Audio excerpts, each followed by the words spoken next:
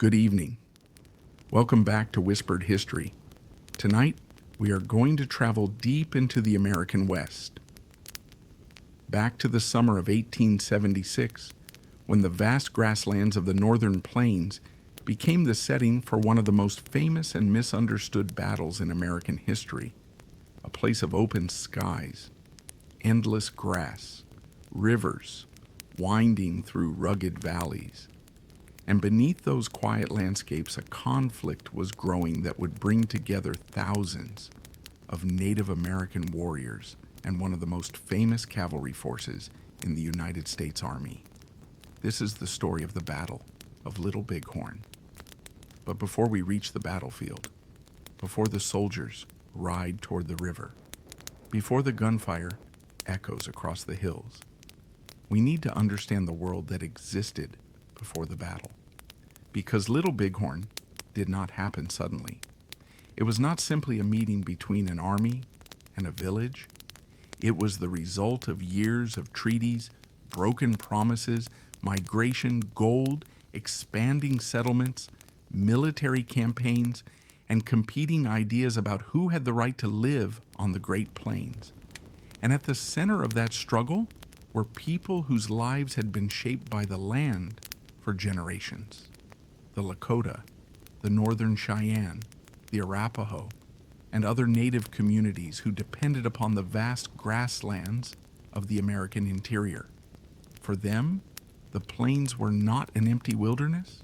They were home, they were hunting grounds, they were rivers and valleys, remembered through generations. They were places where families traveled, gathered, hunted, traded, celebrated, mourned, and told stories.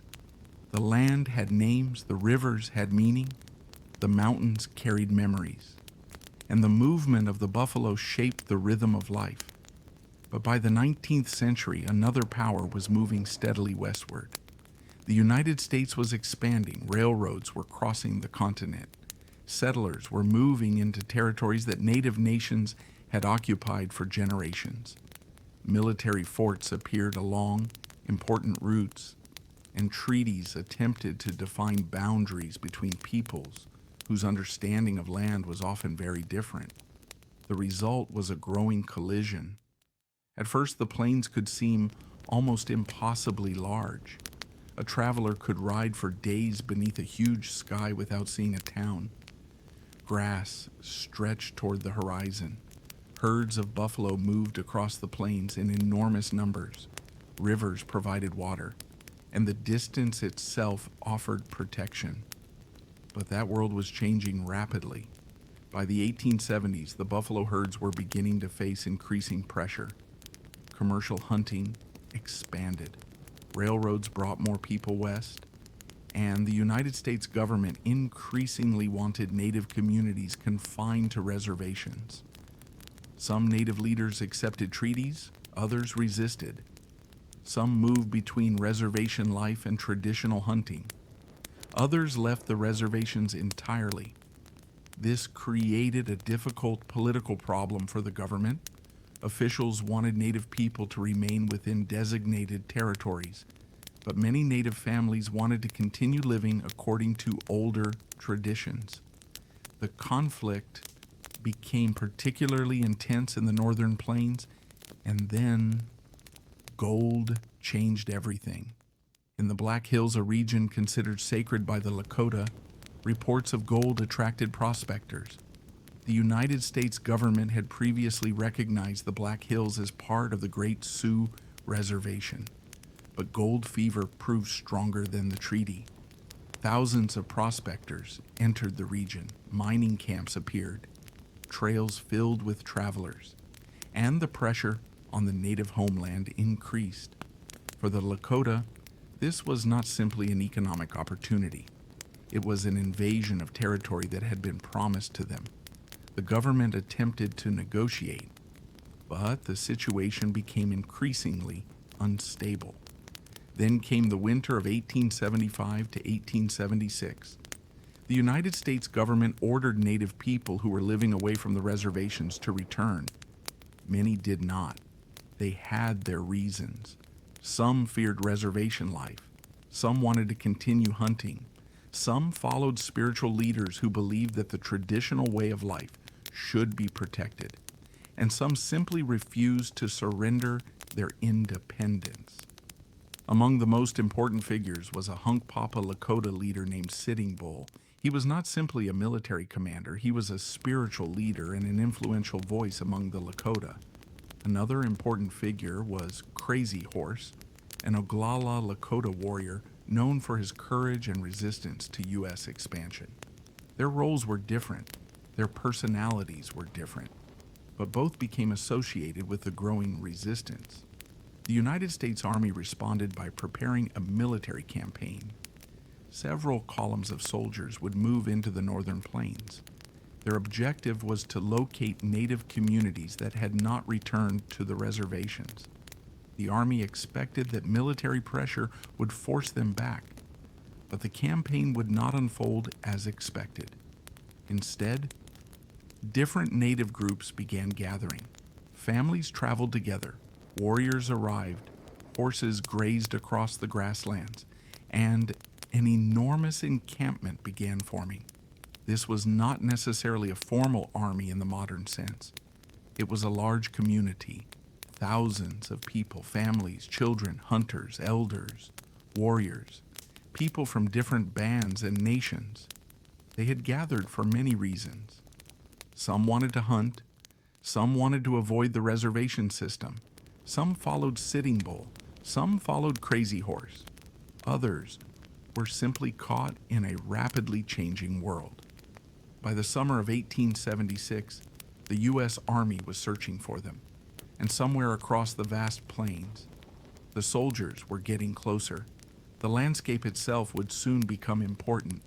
The Little Bighorn River, the surrounding ridges, the valleys, the grass-covered hills. Places that had once been peaceful would become a battlefield. But before that happened, there was a long road ahead. A road that would bring together soldiers, scouts, native warriors, families, and commanders. And among those commanders was a cavalry officer whose name would eventually become inseparable from the battle. George Armstrong Custer. Custer was already famous. He had fought during the American Civil War. He had risen quickly through the ranks. He was known for his aggressive leadership and willingness to take risks. By 1876, he was a celebrated military figure, but his reputation would soon be transformed forever. The battle at Little Bighorn would make his name famous around the world. Yet the legend of Custer would eventually overshadow many of the people who fought against him. The Lakota and Northern Cheyenne would often be remembered only as the opposing force. But they were not simply a faceless army. They were communities defending a way of life. And that is where our story begins.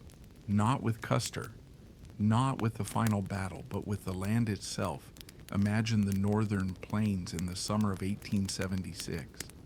The sun hangs low over endless grass. A warm wind moves through the prairie. Horses graze quietly near a river. Smoke rises from distant cooking fires.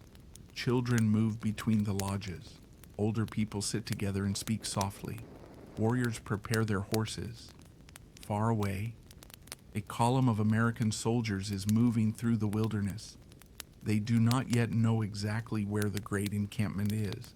The people in that camp do not yet know how close the soldiers have come. For a moment, the plains are quiet, but the quiet will not last. Soon, the army will find the trail. The scouts will report what they have seen, and the lives of thousands of people will be pulled toward one valley in Montana Territory, a place that history will remember as Little Bighorn. Before we continue this journey, if you enjoy these long, atmospheric stories about the forgotten corners of history, please take a moment to like this video, leave a comment, and subscribe to Whispered History.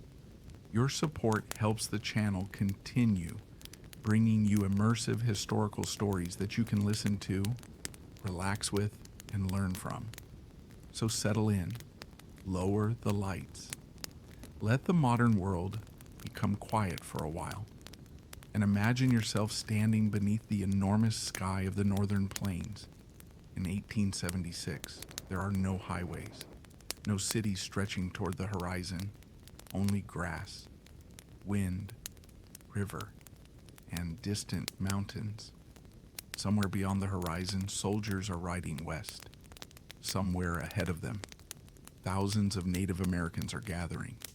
Neither side knows exactly what the coming days will bring, but history is already moving toward them, and soon, the quiet of the Great Plains will be broken.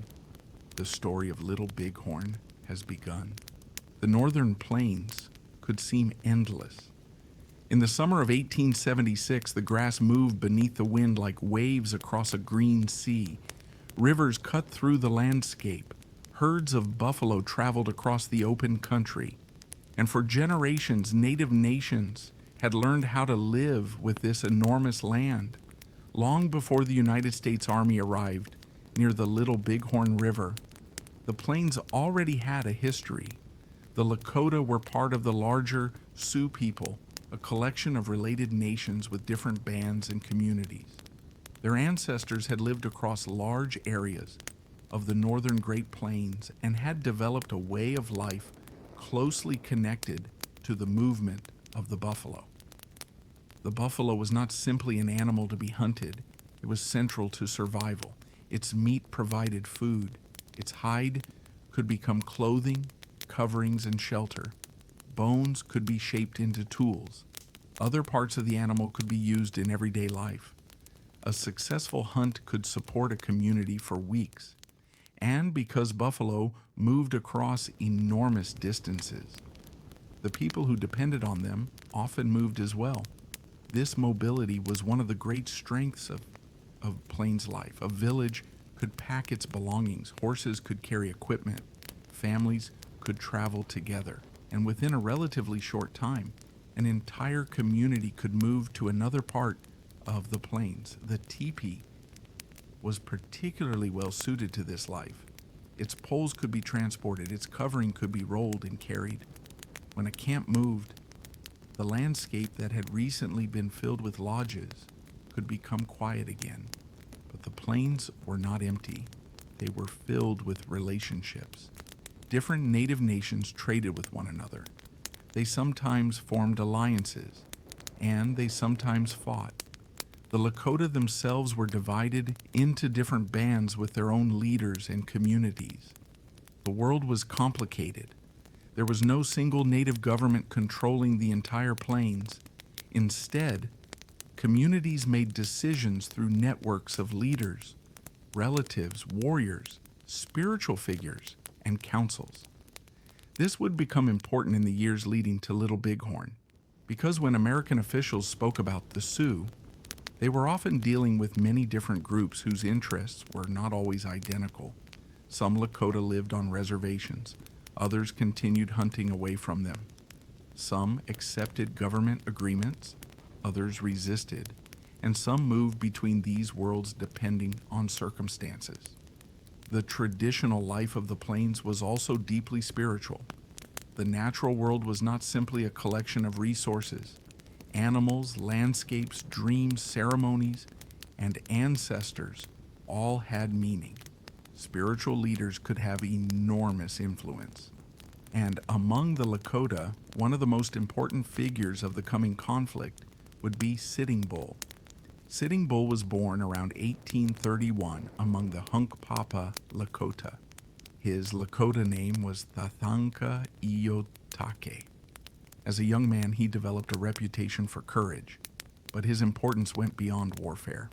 He was also a spiritual leader. His influence would eventually extend across different Lakota communities.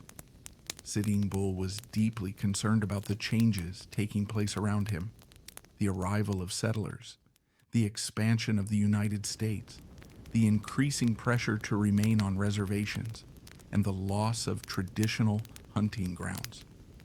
He did not see these changes as isolated events. They were part of a larger transformation.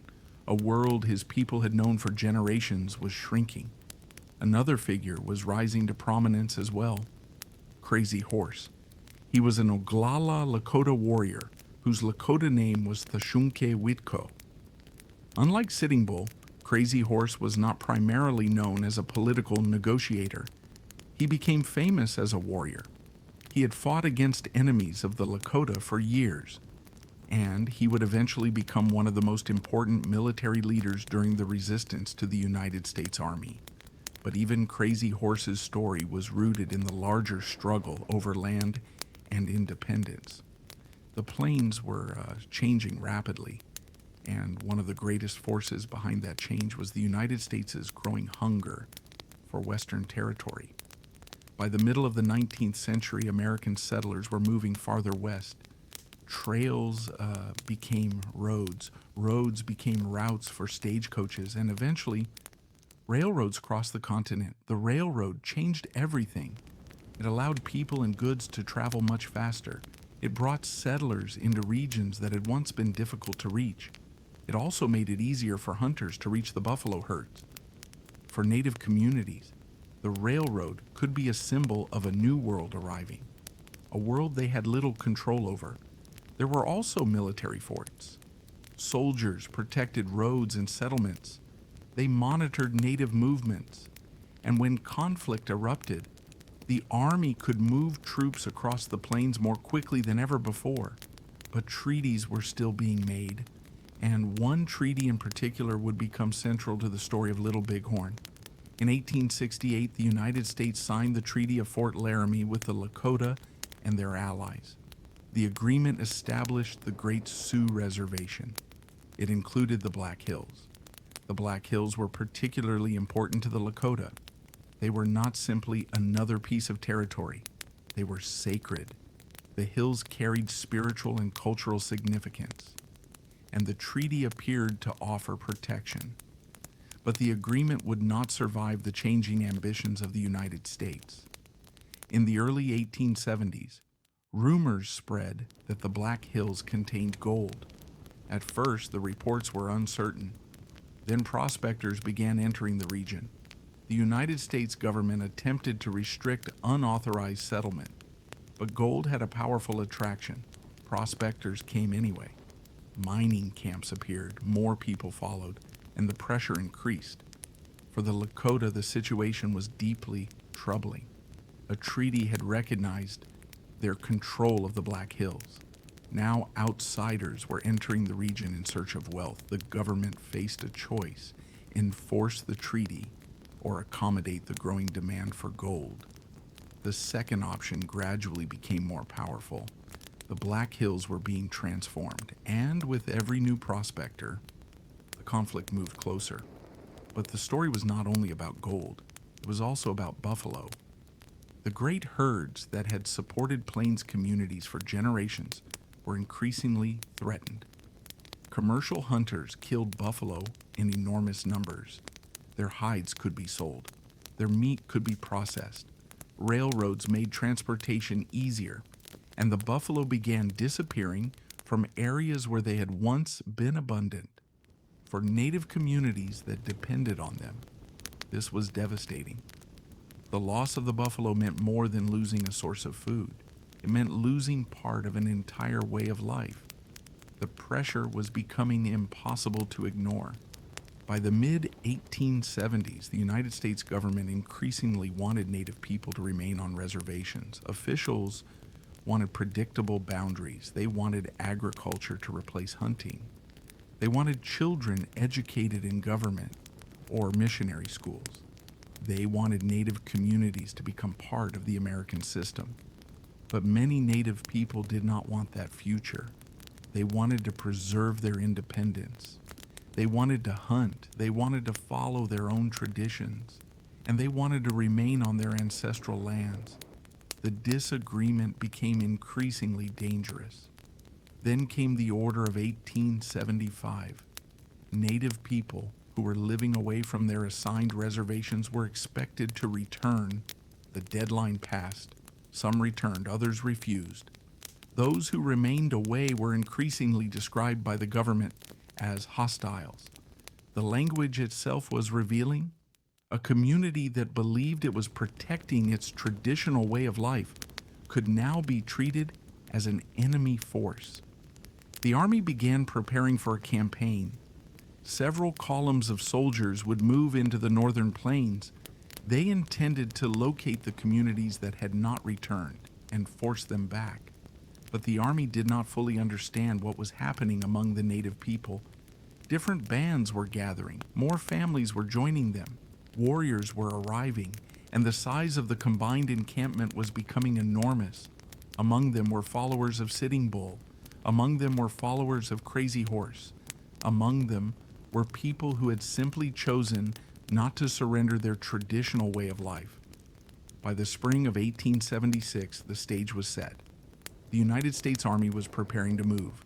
Native communities were gathering across the plains, and the Black Hills remained at the center of the dispute. The coming campaign would not be a small expedition. It would involve multiple columns of American soldiers moving through a vast territory, and somewhere ahead, they would eventually discover a native encampment far larger than many officers expected. The soldiers were preparing to ride west, but they were not yet close to Little Bighorn. Before the battle, there would be marches, there would be scouts, there would be mistakes, and there would be warnings that some commanders would fail to fully understand. The summer of 1876 was approaching, and across the Great Plains, the distance between the two sides was slowly disappearing. The summer of 1876 was approaching. Across the northern plains, the situation was becoming more dangerous by the week. The United States government had ordered native people who were living away from their reservations to return. Many did not. Some had little intention of giving up their traditional hunting grounds. Others had grown increasingly distrustful of government promises. And among the Lakota and Northern Cheyenne, large communities were gathering far from the reservation agencies. The Army now faced a problem. It had to find them. But the northern plains were enormous. A soldier could ride for days across open country without seeing another human being. There were few roads, few settlements, and countless places where a large camp could disappear into the landscape. The Army therefore relied heavily on scouts. Some were Native Americans who worked with the military. They knew the terrain. They could read tracks. They understood the movements of horses. They could recognize signs that an ordinary soldier might completely miss. Their knowledge would become extremely important, because the Army was about to begin a campaign involving several separate columns. The plan was simple in theory. Move troops into the region from different directions, find the native camps, prevent them from escaping, and force them back onto the reservations. But the plains did not make simple plans easy. One of the major commanders was General Alfred Terry. Another was Colonel John Gibbon, and with them was the famous 7th Cavalry. The 7th Cavalry had been reorganized after the Civil War. Many of its soldiers had experience fighting.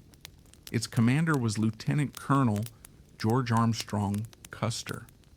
Custer was already a famous figure. He had become a celebrated Union cavalry commander during the Civil War. He was known for his long blonde hair and flamboyant appearance. He was also known for taking risks. Sometimes those risks brought victory. Sometimes they brought heavy losses. By 1876, Custer's reputation was enormous. Newspapers had helped create an image of the fearless cavalryman. But Custer was not simply a heroic figure. He was also a complicated commander. He could be aggressive. He could act independently. And he sometimes made decisions that exposed his soldiers to considerable danger. The coming campaign would test those qualities. In May 1876, the Army began moving. Soldiers traveled through difficult country. The weather could change quickly. Rain turned trails into mud. Rivers had to be crossed. Horses became exhausted. Supplies had to be transported over long distances. For the soldiers, the campaign was uncomfortable and uncertain. For the native communities they were searching for, the arrival of the army meant something much more serious. It meant the possibility of forced removal. Families moved with their belongings. Horses carried equipment. Hunters searched for buffalo. Warriors watched the surrounding country. The camps were not stationary. They moved according to the needs of the community. And as more people gathered, the camp became larger. Among those gathering were followers of Sitting Bull. Sitting Bull had become increasingly important as a spiritual and political leader. He encouraged resistance to the pressure being placed upon his people. But he was not alone. Crazy Horse and other leaders were also influential. The various groups did not always operate as a single, unified army. This is important. The people who would eventually be present at Little Bighorn were not simply one military organization. They were different bands and communities. Their reasons for being there varied, but many shared a desire to avoid reservation control and preserve their way of life. Meanwhile, the army continued its advance. The first major problem appeared in the mountains. General George Crook led troops north from Wyoming. He hoped to locate the native communities before they could escape. His soldiers were exhausted. Supplies were difficult to obtain, and the terrain was unforgiving. In June, Crook's column encountered a large group of Lakota and Cheyenne warriors near the Rosebud. The Battle of the Rosebud took place on June 17, 1876. The fighting was intense. The native warriors prevented Crook's troops from continuing their advance. Crook eventually withdrew. This mattered greatly. One part of the army's planned movement had effectively been stopped, but the commanders farther north did not immediately understand the full significance. Another military column was moving toward the region. General Alfred Terry's force included the 7th Cavalry, and with the 7th was George Custer. Custer had been offered command of a larger force, but he chose to operate with his regiment. The decision would become one of the most controversial choices of the campaign. Custer's orders were to locate the native encampment, but the exact instructions left him room for interpretation, and Custer was confident in his regiment. He believed his soldiers could move quickly. He also had native scouts working with him. Among them was Mitch Booyer, a mixed heritage scout familiar with the plains. There were also Crow and Arikara scouts. Their knowledge of the landscape was invaluable. As the 7th Cavalry moved westward, the scouts began finding signs, horse tracks, camp traces, fresh buffalo remains, smoke in the distance. Something large was nearby. Then, on June 24th, the scouts found a trail that suggested the presence of a major native encampment. The soldiers were getting close, very close. Custer now had a decision to make. He could wait for the rest of Terry's forces, or he could move quickly. Custer chose speed. The reasoning was understandable. If the native camp realized that the army was approaching, it might break apart and disappear across the plains. A large camp could move surprisingly quickly, and once scattered, it would be extremely difficult to locate again. Custer wanted to prevent that. He divided his regiment into separate groups. This would allow him to approach the encampment from different directions, but it also meant that his soldiers would not remain together. That decision would become critical. As evening approached on June 24th, the 7th Cavalry continued moving. The soldiers were tired. Their horses were tired. But the scouts were increasingly certain. They were following the trail of a very large community. Custer still did not know exactly how large it was. That uncertainty would become one of the most important elements of the battle. The next morning, June 25th, 1876, the 7th Cavalry would reach the Little Bighorn Valley, and there, Custer would finally see something he had not expected. A native encampment stretching much farther than the soldiers had imagined. Thousands of people, hundreds of lodges, large numbers of horses, warriors preparing to defend their families. The scale of the community would change everything. But before Custer saw the village, his scouts saw it first. From a ridge above the valley, the landscape opened before them, and suddenly, the search was over. They had found the camp. The army had finally located the people it had been looking for. But finding the camp was one thing. Understanding what Custer was looking at was another. The battle was now only hours away. The morning of June 25th, 1876, began quietly. Across the valley of the Little Bighorn, the grass moved beneath the summer wind. The river wound through the landscape. Horses grazed. Smoke rose from cooking fires. And within the enormous native encampment, families were beginning another day. But on the ridges above the valley, a group of scouts was watching. They had discovered something extraordinary. The camp was enormous, far larger than many soldiers had expected. Hundreds of lodges stretched along the river. Thousands of people were gathered there. There were Lakota, Northern Cheyenne, Arapaho.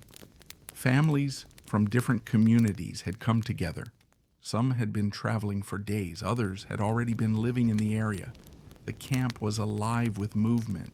Children, elders, hunters, warriors, women preparing food, horses moving through the grass. Nobody in the village knew exactly how close the 7th Cavalry had come, but the scouts knew, and among them was a Crow scout named Curly. He had been working with Custer's regiment. From his position, he could see the village below. He understood immediately that this was not a small group.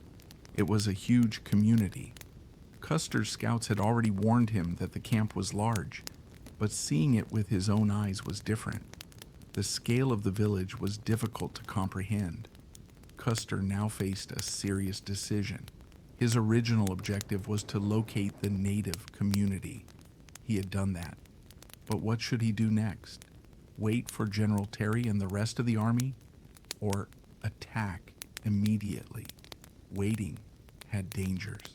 If the village discovered the soldiers, it could move, families could scatter, warriors could gather. The army might lose the opportunity. Custer had spent years developing a reputation for speed and aggression. He believed in striking quickly, so he prepared to attack, but he still did not fully understand what he was facing. The size of the village was difficult to estimate from the ridges. The valley stretched beyond what the soldiers could see, and the native population was spread across a large area. Custer's force was also divided. This would become one of the most important decisions of the entire battle. The 7th Cavalry consisted of 12 companies. Custer divided the regiment into several groups. Major Marcus Reno was given command of one force. Captain Frederick Benteen commanded another. Custer kept 5 companies under his own command.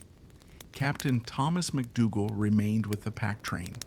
The division was intended to allow the army to approach the village from different directions, but it also meant that Custer would not have the entire regiment under his immediate control. Reno would attack from one direction. Custer would move toward another. Benteen would scout to the side. The pack train would follow behind. The plan was aggressive, but it depended on coordination. And coordination would soon become difficult. Around midday, the soldiers began moving toward the valley. The native camp was still unaware of the exact position of the main army force, but some warriors were beginning to notice movement. The scouts were watching. Runners carried messages. Within the village, news began spreading. Soldiers had been seen. The army was nearby.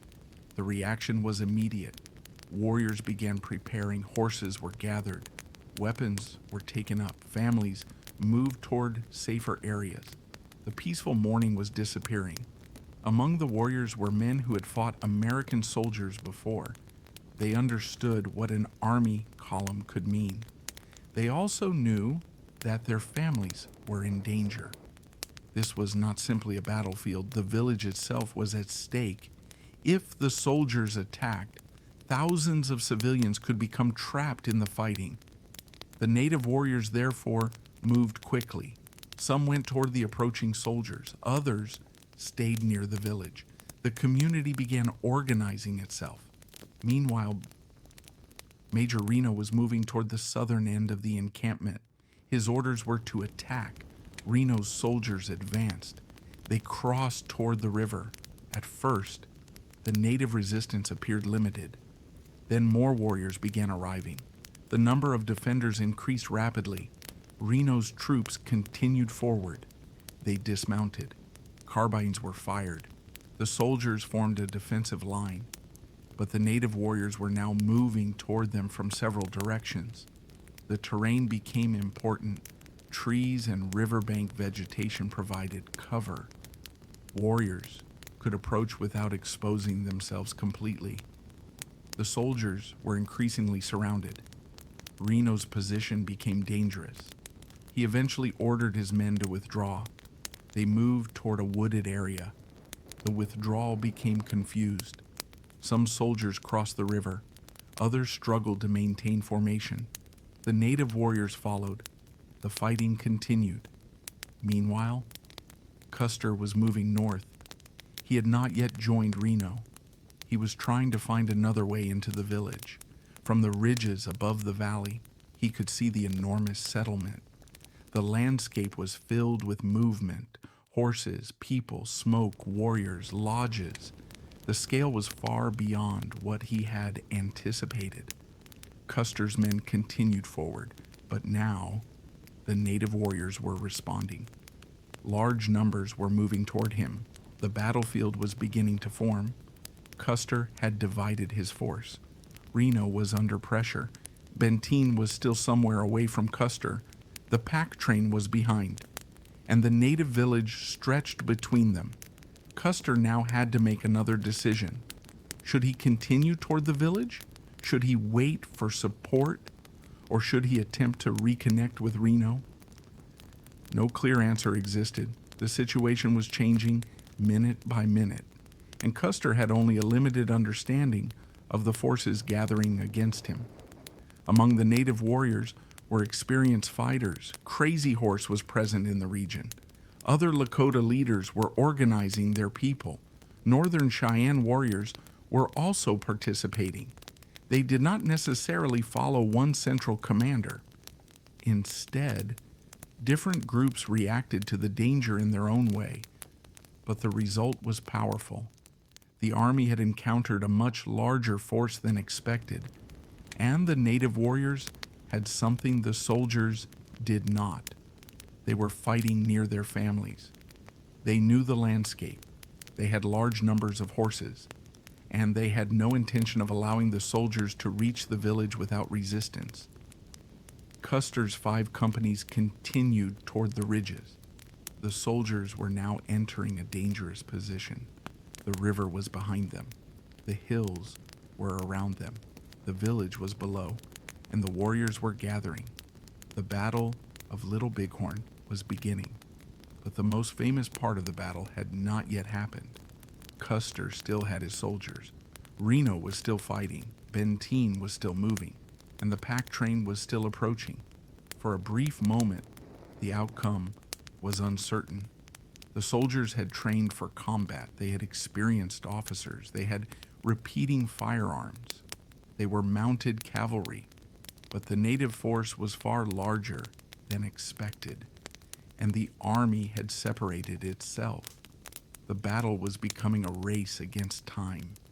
If Custer could reunite his forces, he might still have a chance. If the native warriors could prevent that, the isolated groups could be overwhelmed one by one. The valley filled with the sound of gunfire. Horses ran across the grass. Smoke drifted above the river, and the peaceful landscape of the morning was disappearing beneath the chaos of battle. Custer's soldiers moved along the ridges. Below them, the enormous village stretched toward the horizon. The warriors were coming, and somewhere in that confusion, the decisions made during the next few minutes would determine the fate of the 7th Cavalry. Custer had found the camp. Now, he had to survive it. The battle was no longer approaching. It was already here. By the afternoon of June 25th, 1876, the valley of the Little Bighorn had become a confusing landscape of smoke, gunfire, running horses, and moving warriors. But the battle was not one single clash. It was a series of fights unfolding across several miles of rugged ground. Major Marcus Reno was struggling to maintain his position. George Custer was moving farther north. Captain Frederick Benteen was still away from the main fighting, and behind them, the pack train carried ammunition and supplies that could become desperately important. The 7th Cavalry had entered the valley expecting to confront a native community. Instead, they had found a vast gathering of Lakota, Northern Cheyenne, and Arapaho people. The soldiers were badly outnumbered, and the native warriors were responding with increasing speed. Reno's attack had already begun to fail. His soldiers had crossed toward the village but encountered fierce resistance. Warriors appeared from the trees. Others moved through the grass. More arrived from farther down the valley. Reno realized that continuing the attack would expose his men to enormous danger. He ordered a withdrawal. The retreat became increasingly difficult. Some soldiers attempted to maintain formation. Others moved quickly toward higher ground. The native warriors continued pressing them. Eventually, Reno's surviving soldiers reached a wooded area and then moved toward the bluffs. There, they began establishing a defensive position. The retreat had cost lives, but Reno's force had not been destroyed. That distinction would become extremely important because the battle was still unfolding elsewhere. Farther north, Custer was moving with his 5 companies. His exact intentions remain one of the great questions of Little Bighorn. Historians have debated his movements for generations. Some believe he intended to attack the village from the north. Others believe he was attempting to prevent the people in the village from escaping. Perhaps he hoped to reconnect with Reno. Perhaps he believed the village was smaller than it actually was. The evidence is incomplete. Custer himself left no surviving account. His entire command would soon disappear. What we know comes from Army survivors, native accounts, archaeological evidence, and later historical research. And those sources do not always tell exactly the same story. But one thing is certain: Custer was moving into increasingly dangerous ground. His soldiers climbed along the ridges above the valley. From those heights, they could see the enormous encampment. The village was spread along the river. Hundreds of lodges stood across the valley. Thousands of people were moving, and warriors were gathering. The soldiers could see that they were facing something much larger than expected. The question was, did Custer understand the full size of the village? Probably not. From a distance, estimating the number of people in such a vast camp would have been extremely difficult. The terrain hid portions of the settlement. The river and trees obscured the view, and movement created the illusion of even greater numbers. But Custer knew there were many people below. His scouts had warned him. Now the warnings were becoming reality. The native response was also changing. At first, warriors had reacted defensively. Now they were beginning to move aggressively toward Custer's position. Among them were experienced fighters. Crazy Horse was likely among the warriors participating in the fighting, although the precise details of his movements remain debated. Other leaders also played important roles. There was no single commander directing every warrior. Instead, individuals and groups responded to the immediate threat. That decentralized structure could actually make the defense difficult for the army to predict. A warrior did not necessarily need orders from a central commander. If he saw soldiers approaching his relatives, he could act. If another group saw an opportunity, they could attack.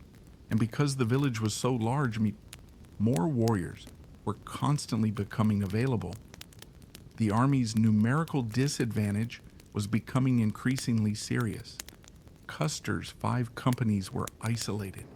Reno was fighting separately. Benteen had not yet reached Custer. The pack train was still behind. The army's forces were scattered across the battlefield, and the native warriors were converging. Custer's soldiers may have attempted to move along the ridges. They may have looked for a defensible position. They may have attempted to locate a crossing, but their exact movements remain uncertain. The surviving evidence does not provide a complete minute-by-minute account. This uncertainty is one reason Little Bighorn has remained such a fascinating historical mystery. We know where the soldiers died. We know where many spent cartridge cases were discovered. We know the general movement of the battle, but we do not know every command Custer gave. We do not know precisely what he believed was happening. And we cannot hear the conversations of the soldiers as they realized how serious their situation had become. Imagine being one of those cavalrymen. You have ridden for hours, your horse is tired, your mouth is dry, the summer sun is intense. You can hear gunfire from another part of the valley. You look down and see thousands of people. Warriors are moving toward your position. Your unit is separated from the rest of the regiment. You do not know whether Reno is still fighting. You do not know where Benteen is, and you cannot know whether reinforcements will arrive. The situation must have been terrifying. Yet the soldiers continued fighting. They used their carbines. They fired from horseback and on foot. They moved between positions. The native warriors responded with rifles, bows, and other weapons. Many had firearms acquired through trade or previous encounters. The battle was not simply a clash between modern rifles and primitive weapons. The native force possessed a mixture of weapons. Some warriors were experienced with firearms, others relied on traditional weapons, and many were highly skilled horsemen. Their mobility was one of their greatest advantages. They could move quickly across the open terrain. They could disappear behind ridges. They could attack from different directions, and they knew the country. For Custer's men, the landscape offered fewer places to hide. The ridges could provide visibility, but they could also leave soldiers exposed. Meanwhile, Reno's command was struggling on the heights. His men had dug shallow defensive positions. They were being watched by warriors across the valley. Reno sent messages seeking assistance. Benteen eventually arrived. His arrival was important. The surviving soldiers would later argue over what happened next. Some believed Custer's force was still fighting. Others were uncertain. Benteen and Reno began consolidating their men, but they did not immediately move toward Custer. Why? The answer remains debated. The terrain was difficult, the men were exhausted, the native resistance was strong, and Benteen may not have understood how desperate Custer's situation had become. Then, the gunfire from Custer's direction began to change. At first, the sound had been continuous. Then it became more distant. Then, it stopped. The soldiers on Reno Hill did not yet know what had happened. Perhaps Custer had withdrawn. Perhaps he had found another position. Perhaps he was preparing to reunite with them. They waited, but no message came. No courier arrived, no soldiers appeared. The silence became increasingly disturbing. On the other side of the battlefield, the native warriors knew what had happened. Custer's force was being overwhelmed. The exact final moments remain uncertain, but archaeological evidence suggests the fighting moved across several positions. Soldiers fired from different locations. Their cartridge cases were later found across the ridges. Some horses were killed. Some soldiers may have attempted to form defensive groups. Others appear to have been caught while moving. The battle was becoming a struggle for survival. And somewhere on those ridges, the 7th Cavalry's 5 companies were fighting their final battle. The native warriors had achieved what the army had feared. They had separated the American forces. Reno was isolated. Custer was isolated. Benteen was too far away. The pack train was still approaching. The battlefield had become fragmented. And now, the most famous phase of the Battle of Little Bighorn was beginning. Custer and his soldiers were surrounded. There would be no easy escape, no reinforcements in sight, and no second chance. As the afternoon light stretched across the Montana hills, the sound of gunfire continued. Then gradually, it faded. And when the smoke cleared, the fate of Custer's command would become one of the most enduring mysteries in American history. The gunfire had begun to fade. Across the ridges above the Little Bighorn Valley, smoke drifted slowly through the warm afternoon air. The horses that had carried soldiers into battle were scattered across the hills. The grass was trampled. Cartridge cases lay among the rocks and earth, and somewhere among those ridges, the 5 companies under George Armstrong Custer were gone. But the soldiers on Reno Hill did not yet know exactly what had happened. Major Marcus Reno had managed to bring his surviving men into a defensive position. Captain Frederick Benteen had joined him. Together the soldiers watched the distant hills. They waited for Custer. But Custer did not come. No messenger appeared. No column of cavalry emerged from the valley. Only occasional sounds of gunfire could be heard in the distance. Then, even those sounds disappeared. The silence was unsettling. The men could not know that Custer's command had already been destroyed. They could only guess. Perhaps Custer had retreated. Perhaps he had found another route. Perhaps he was preparing to attack again. Nobody knew. The native warriors, however, had already begun moving across the battlefield. Their attention shifted toward the surviving soldiers on Reno Hill. The battle was not over. It was simply entering another phase. For the men under Reno and Benteen, the next hours would become a struggle to survive. They had ammunition. They had defensive positions. But they were surrounded by a much larger native force. Warriors watched from the surrounding ridges. Some moved closer. Others remained hidden in the grass and timber. The soldiers could not see exactly where the next attack would come from. Reno ordered his men to strengthen their position. They dug shallow defensive trenches into the earth. The work was exhausting. The men had been fighting for hours. Many were wounded. Horses were dead or injured. Water was becoming important, and the summer heat remained intense.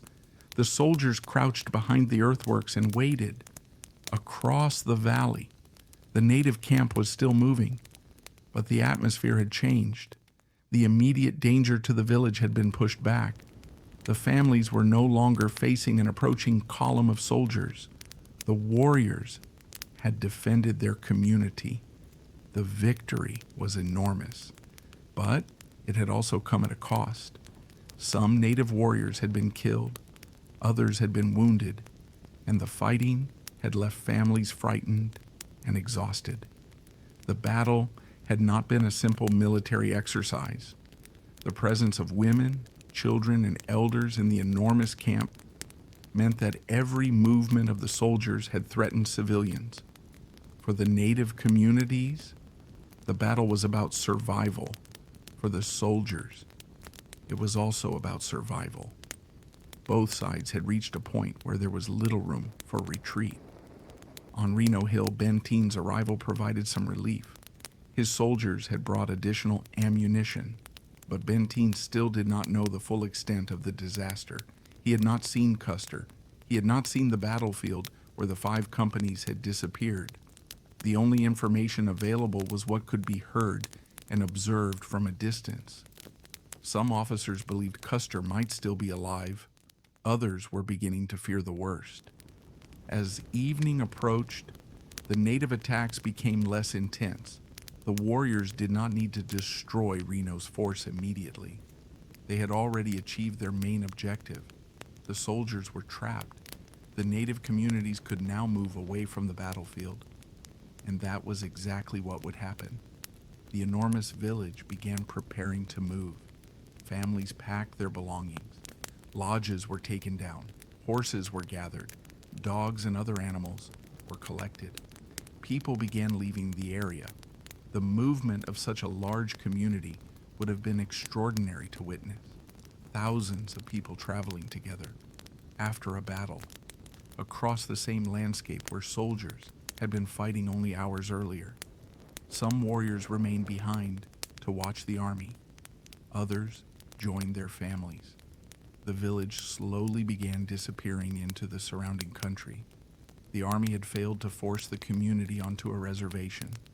Instead, the native force had defeated a major part of the 7th Cavalry, but the victory would not bring permanent freedom.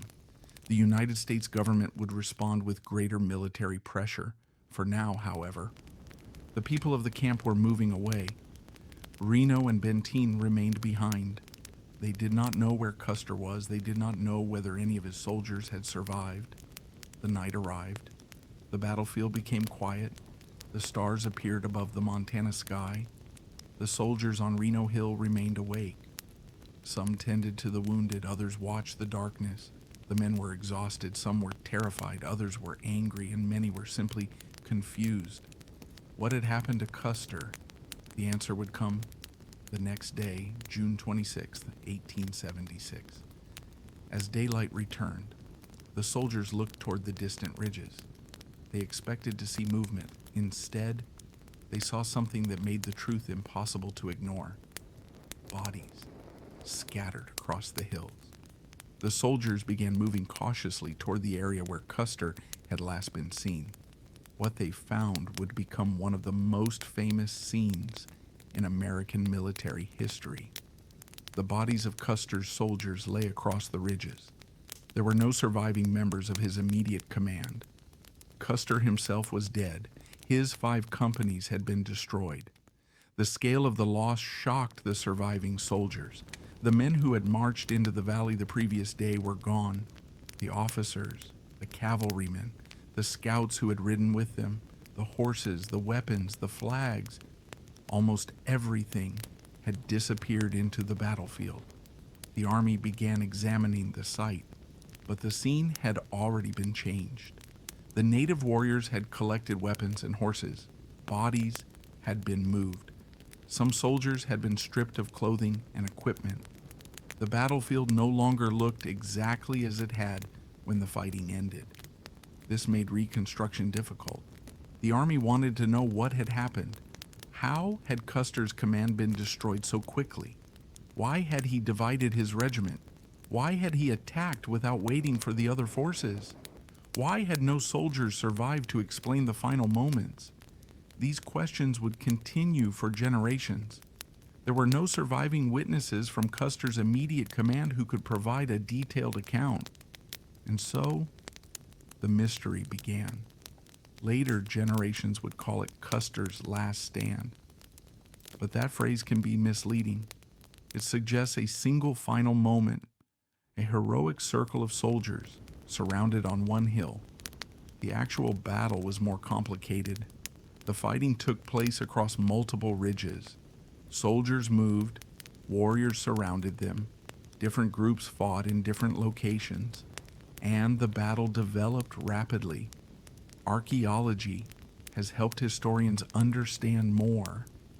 Modern studies of cartridge cases, bullet locations, horse remains, and terrain have provided clues. Researchers have reconstructed possible movements, but some questions remain unanswered. We still cannot know every decision Custer made. We cannot know exactly what he believed about the size of the village, and we cannot know precisely how his final moments unfolded. That uncertainty helped create the legend. Soon, newspapers across the United States would report the disaster. At first, the country did not know the full story. The news traveled slowly. People knew that Custer had been defeated, but they did not yet understand the scale. When the details emerged, the reaction was enormous. Custer was already famous. His death transformed him into a national symbol. Some Americans demanded revenge, others questioned the Army's decisions, but most importantly, the battle became a turning point. The United States government would not simply accept the defeat. More troops would be sent west. The pressure on the Lakota and Northern Cheyenne would increase. The victory at Little Bighorn would become one of the greatest battlefield successes ever achieved by Native American forces. But it would not stop the expansion of the United States. In fact, it would bring an even stronger response. The battle had ended. Custer was dead. His soldiers were dead. The native warriors had won. But the larger war was not over. The people who had gathered along the Little Bighorn had achieved something extraordinary. They had defeated a large force of professional soldiers. They had protected their families. They had forced the army to retreat. For one brief moment, it seemed possible that their way of life might survive. But the United States government had enormous resources. More soldiers could be sent, more forts could be built, more pressure could be applied, and the Black Hills remained at the center of the conflict. The victory at Little Bighorn would become a powerful memory, but it would also mark the beginning of an even more difficult chapter. The warriors had won the battle, yet they had not won the war, and as the surviving soldiers prepared to leave the battlefield, the news began traveling east, across the plains, across the railroads, toward newspapers, toward Washington, toward a shocked American public. The name Little Bighorn was about to become famous, and George Armstrong Custer was about to become a legend. The battlefield was silent. For the soldiers who had survived on Reno Hill, the silence carried a terrible meaning. The men had spent the night surrounded by uncertainty. They knew Custer had not returned. They knew that something had happened on the distant ridges, but they did not yet understand the full scale of the disaster.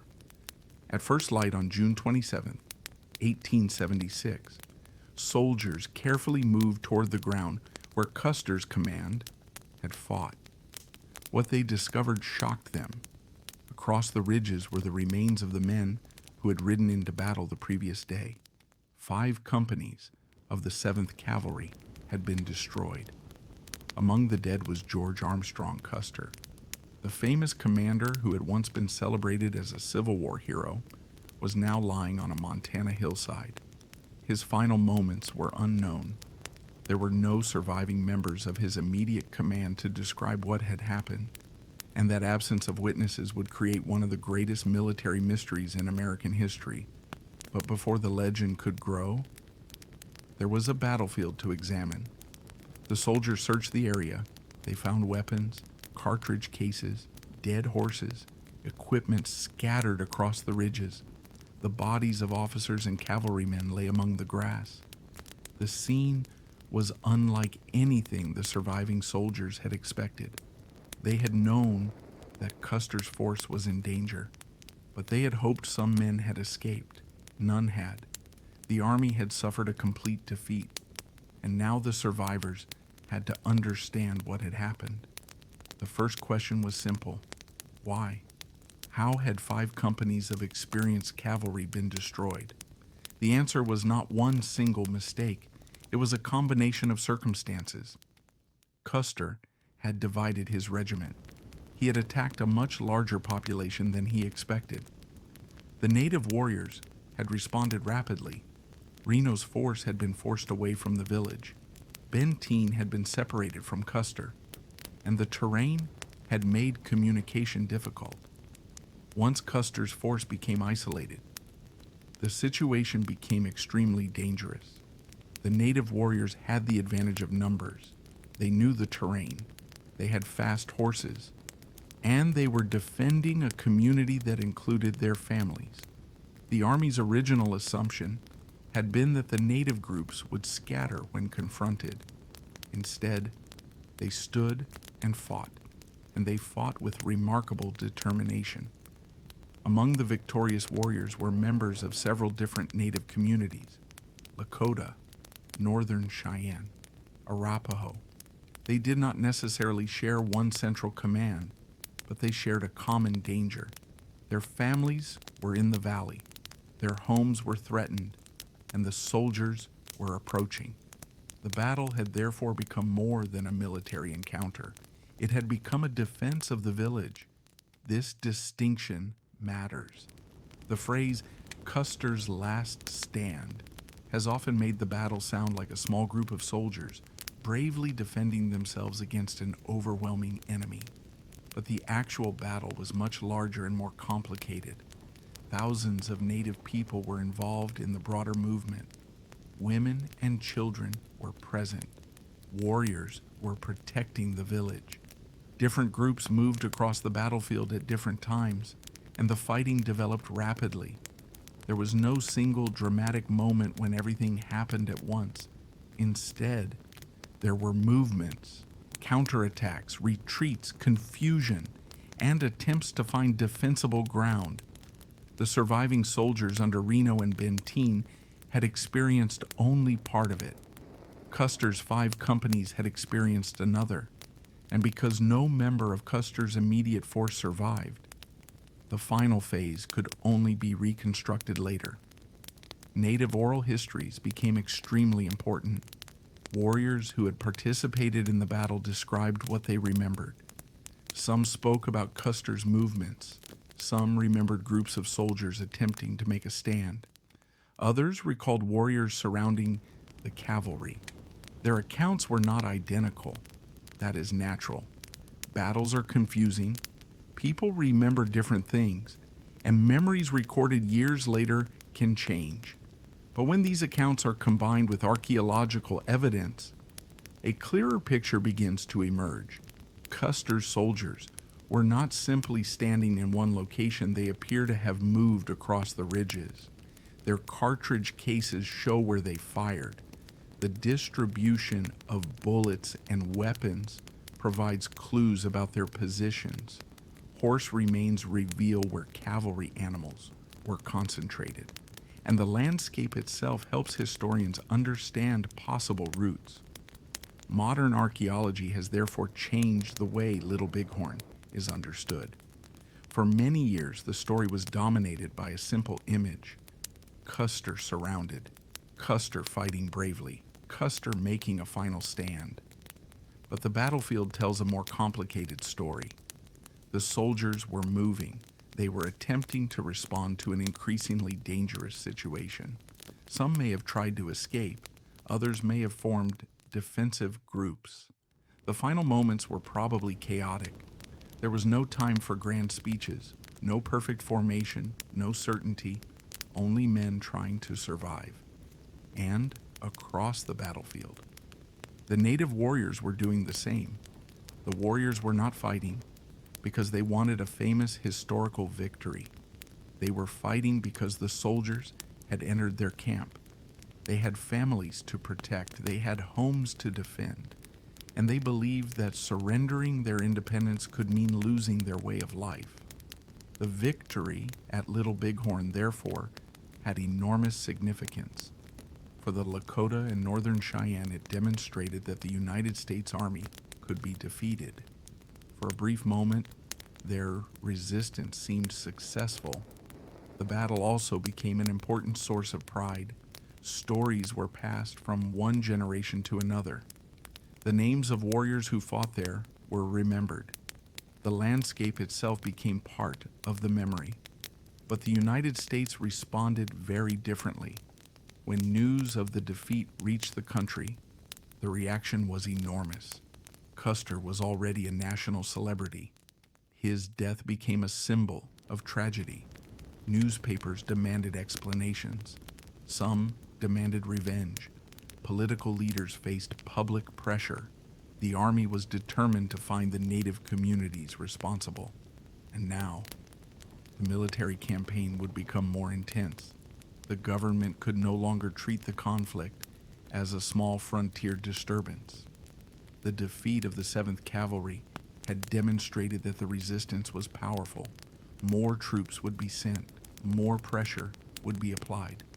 The government would tighten its control over the reservations. The buffalo herds would continue disappearing, and the Black Hills would remain a central source of conflict.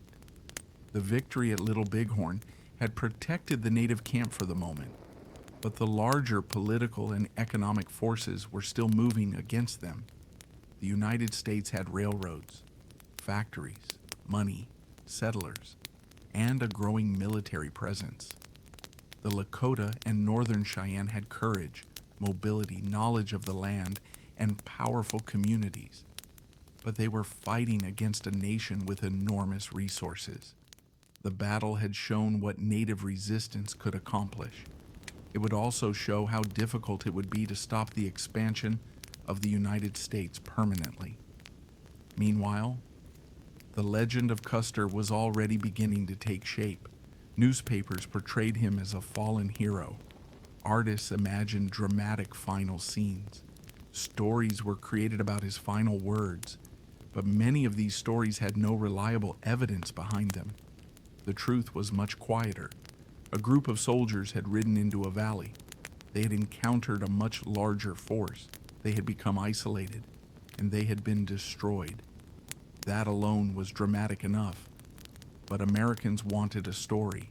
They wanted a hero. They wanted an explanation. And Custer's death provided all three.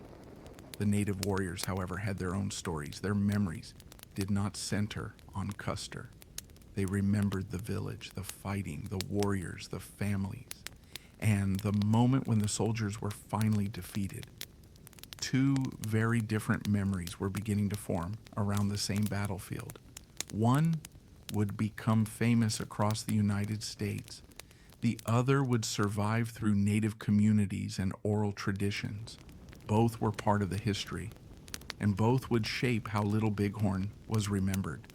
The battlefield was now quiet again. The dead had been buried.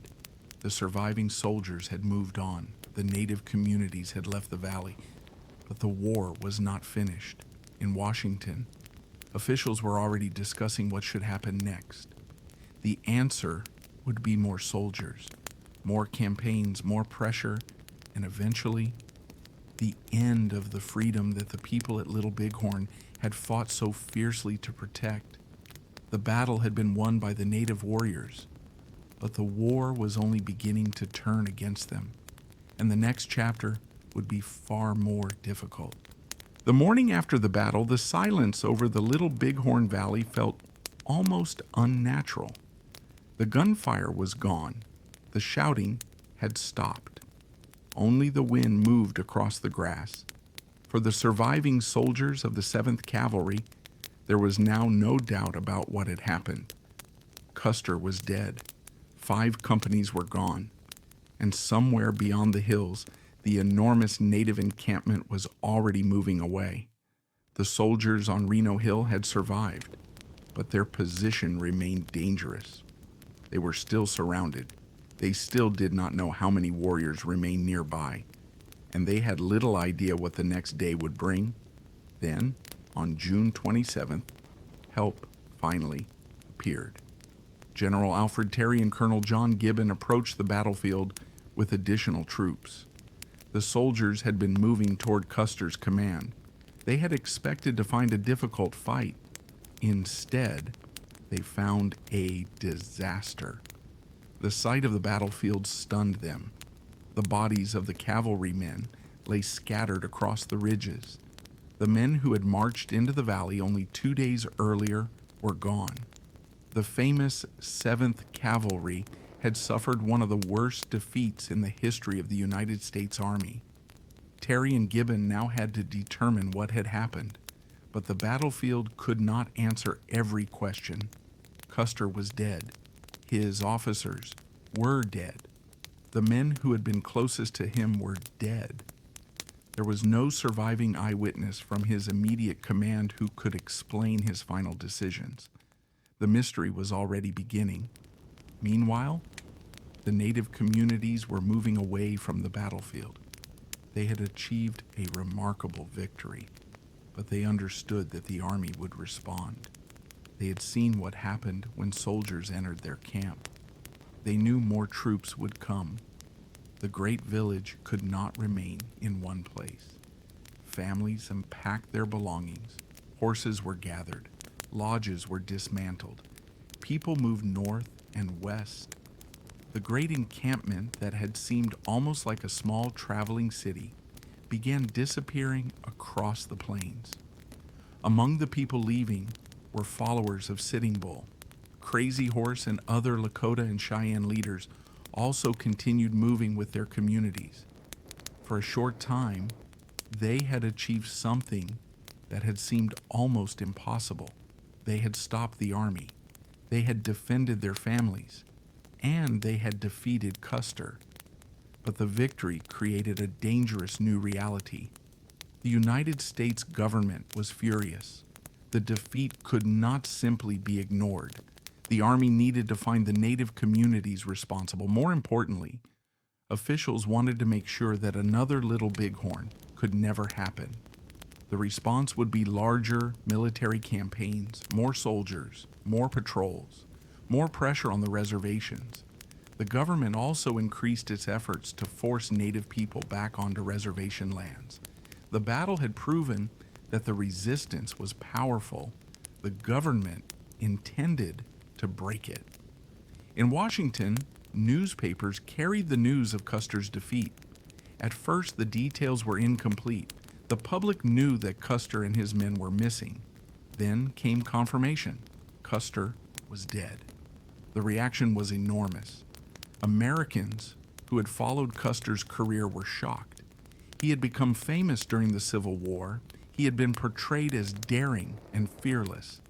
Now his name was associated with one of the most devastating defeats in American military history. Almost immediately, the legend began growing. Artists imagined what his final moments might have looked like. Newspapers searched for heroic details. Stories appeared about Custer's final stand, but the truth was far less certain. Nobody knew exactly what Custer had said. Nobody knew his final thoughts. Nobody knew precisely how his companies had been positioned. And nobody from his immediate command survived to tell the complete story. Yet the public wanted an explanation. Why had Custer attacked? Why had he divided his regiment? Why had he failed to wait for Terry and Gibbon? Why had his scouts warned him about the size of the village? These questions would remain controversial. Some blamed Custer. Others blamed his officers. Some blamed poor intelligence. Others believed the army had underestimated the native population. And some later writers turned the battle into a story of heroic sacrifice. But the historical evidence suggests something more complicated. Custer had made a series of decisions under pressure.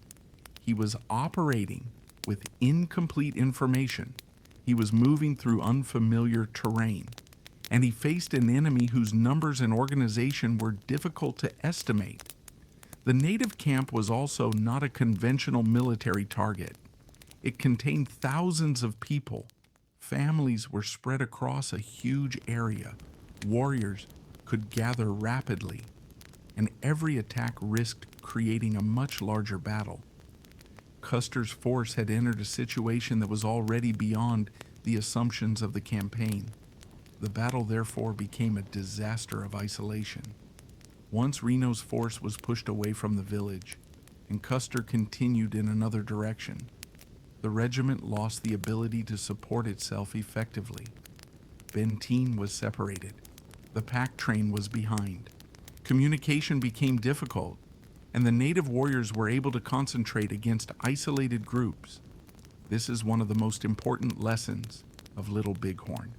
The battle was not simply about courage, it was about coordination, terrain, numbers, information, and timing.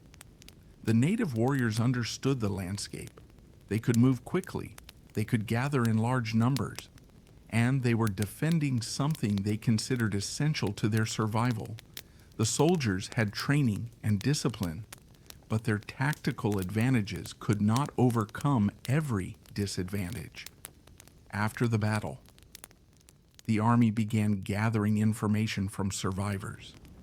Reno's men described what they had experienced. Benteen provided his account. Scouts gave their observations. Native accounts would later provide another perspective. Archaeological evidence would eventually provide still more clues, but none of these sources could completely reconstruct the final moments of Custer's command. That uncertainty became part of the legend. Over time, the phrase Custer's last stand became more famous than the actual name of the battle. Books were written, paintings were created. The battlefield became a symbol. Custer was transformed into a national icon, but the native victory was also remembered. For the Lakota and Northern Cheyenne, Little Bighorn became proof that resistance could succeed. The battle demonstrated that the army was not invincible. For a moment, the traditional way of life seemed capable of surviving. But there was a problem. The United States had not lost the larger war, it had lost one battle. And now the government was determined to prevent another. The army began moving more aggressively across the plains. Native communities faced increasing pressure. Hunting became more difficult. Buffalo herds were disappearing. Reservation boundaries were tightened, and the freedom to move across traditional lands was steadily being taken away. The Black Hills remained another major issue. The United States wanted the region. Gold had created enormous economic pressure. The treaty that had protected the Black Hills was increasingly disregarded, and native resistance stood in the way. The battle at Little Bighorn had not changed those underlying forces. It had only delayed them. The native victory therefore contained a painful contradiction. They had won one of the greatest battles of the Plains Wars, but the political and economic power of the United States remained overwhelming. The war would continue. The army would return. And the communities that had gathered at Little Bighorn would eventually face choices that few of them wanted. Some would surrender. Some would return to reservations. Some would flee toward Canada. Others would continue resisting. But the great gathering of the summer of 1876 would not last forever. The world around them was changing too quickly. Railroads continued expanding. Settlers continued arriving. Buffalo herds continued shrinking, and the United States government continued tightening its control. Little Bighorn had been a remarkable victory, but victories can be temporary. The warriors had defended their homeland. They had defeated Custer. They had forced the army to confront a powerful native resistance. But now, the full weight of the United States was beginning to move toward them, and somewhere across the northern plains, Sitting Bull and his followers were preparing to make another decision: stay, move, or cross the border into Canada. The next chapter would take the story far beyond the battlefield, because after Little Bighorn, the question was no longer whether the native nations could defeat the army in battle. The question was whether they could preserve their freedom after the army came back. By the summer of 1876, the victory at Little Bighorn had become a powerful memory for the Lakota and Northern Cheyenne. But beyond the battlefield, the world was changing quickly. The great gathering along the Little Bighorn River had scattered. Families were moving. Warriors were watching the horizon. And the United States Army was coming back. The Battle of Little Bighorn had been a devastating defeat for Custer's 7th Cavalry, but it had not ended the campaign. In fact, it had made the Army more determined than ever. General Alfred Terry and his officers understood that they had to find the native communities again. The problem was that the plains were enormous. The people they were searching for could move quickly. They knew the country. They had horses, and they had little reason to remain in one place after the battle. For the native communities, movement was also becoming a matter of survival. The army could bring more soldiers. It could bring supplies. It could establish new routes. And it could follow trails across the plains. The people could not simply remain where they were, so they moved. Some followed buffalo. Some moved toward familiar hunting grounds. Others attempted to avoid the army altogether. Among them were the followers of Sitting Bull. Sitting Bull had become one of the most important symbols of resistance, but he was not a king commanding a centralized nation.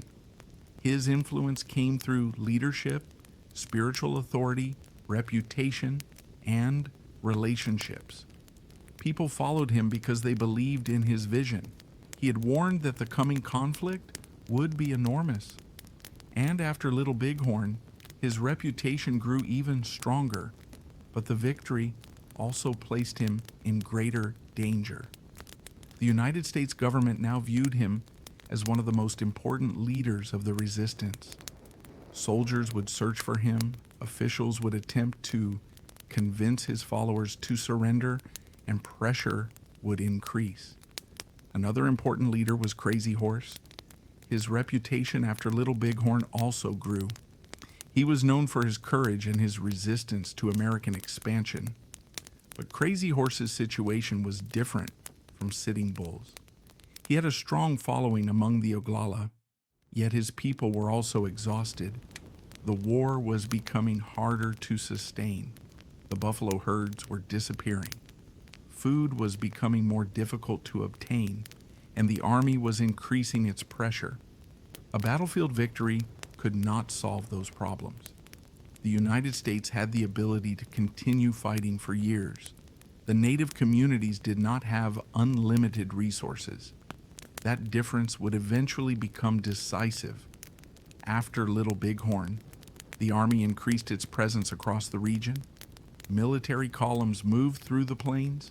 Soldiers searched for camps. Scouts followed trails. And pressure was placed on reservation communities to return anyone who remained away. The government also tightened its control over food supplies. This was especially important. Reservation communities depended increasingly on government rations. If people refused to return, they risked losing access to those supplies. The traditional economy was already being damaged by the destruction of the buffalo herds. The choices became increasingly difficult: stay away and face hunger, or return to the reservation and surrender much of the independence that had defined their lives. For many families, this was not a choice between freedom and obedience. It was a choice between different kinds of hardship. The army understood this. Military force was only one part of the strategy. Economic pressure was another. Political pressure was another. And time itself was becoming an enemy of the resistance. Every month that passed made the traditional way of life harder to maintain. The great herds of buffalo were shrinking. Settlers were increasing. Railroads were expanding. The plains were becoming more connected to the growing United States. The world that had allowed large native communities to move freely was disappearing, and the victory at Little Bighorn could not stop that transformation. Still, the native resistance continued. Some groups moved north, some traveled toward Canada. Canada offered a possible refuge because the international border made it more difficult for American soldiers to pursue them. For Sitting Bull and his followers, the idea of crossing into Canada became increasingly attractive, but the journey was difficult. Thousands of people could not simply disappear. Families needed food, horses needed grass, children needed protection, elders needed care. The movement of an entire community was a massive undertaking, and the army was searching for them. Meanwhile, the American public continued to debate the meaning of Little Bighorn. Custer's death had become a national obsession. Some newspapers portrayed him as a heroic martyr. Some writers blamed his decisions. Others blamed the Army's leadership. Few Americans understood the Native perspective in the same depth. For many readers in the East, the battle became a dramatic story about a famous cavalry officer who had been surrounded and killed. The lives of the Native families who had been defending their village were often pushed into the background. Yet those people had their own memories. They remembered the battle differently. They remembered the warriors who fought. They remembered the families who fled. They remembered the sounds of gunfire. And they remembered the moment when the soldiers were defeated. The battle was not simply Custer's story. It was also their story. An understanding that changes the way we view Little Bighorn. The battlefield was not an empty stage, waiting for famous soldiers to arrive. It was a homeland. People had been living there. They had gathered there. They had built a community there. The army had entered that community looking for people it considered outside the law. The people in the village saw the soldiers as a threat. The battle that followed was therefore inevitable only in the sense that years of conflict had brought both sides to the same place. But the final outcome was shaped by decisions made in a few crucial hours. Afterward, the consequences spread far beyond Montana territory. Congress and government officials became more determined to secure the Black Hills. The Great Sioux Reservation was increasingly reduced. The Black Hills were effectively taken from the Lakota. Gold mining expanded. The pressure on Native communities intensified. The United States wanted the region. The battle had not changed that objective.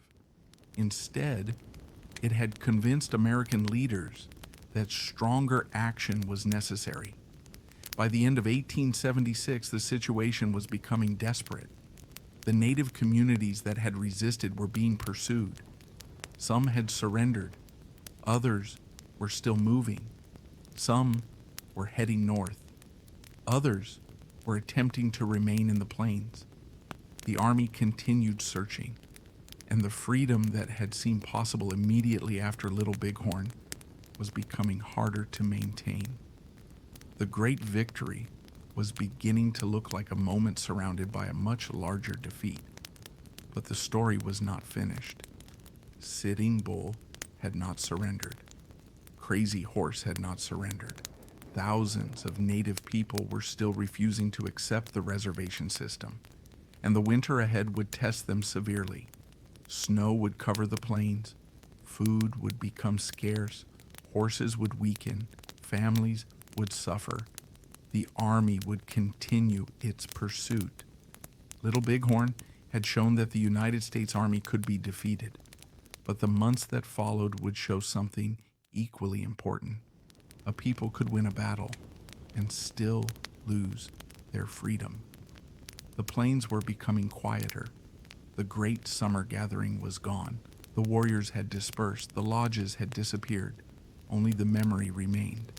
And as winter approached, Sitting Bull and his followers began looking north.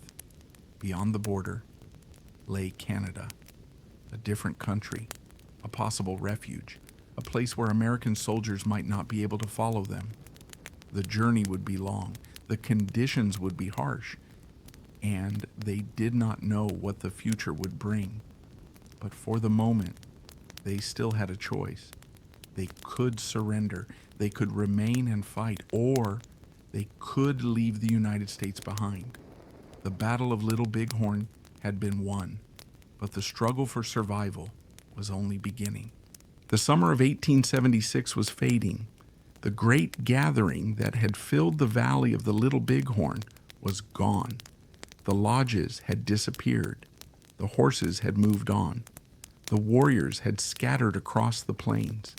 And behind them, they left one of the most remarkable battlefield victories in Native American history. But victory had not brought peace. The United States Army was already preparing its response. More soldiers were moving west. More patrols were searching the plains. And the government was determined to prevent another gathering like the one that had defeated Custer. For Sitting Bull and his followers, the months after Little Bighorn became a struggle against something more difficult than an army. They were fighting time. The buffalo herds were disappearing. Food was becoming scarce. Winter was approaching, and the army could keep sending soldiers. The native communities could not replace their resources so easily. This was the cruel reality that followed their victory. They had demonstrated that they could defeat soldiers in battle, but they could not stop the United States from surrounding their homeland with forts, railroads, settlements, and military patrols. The battlefield had been won. The larger struggle was becoming increasingly difficult. Among the people still resisting was Sitting Bull. His victory at Little Bighorn had made his reputation enormous.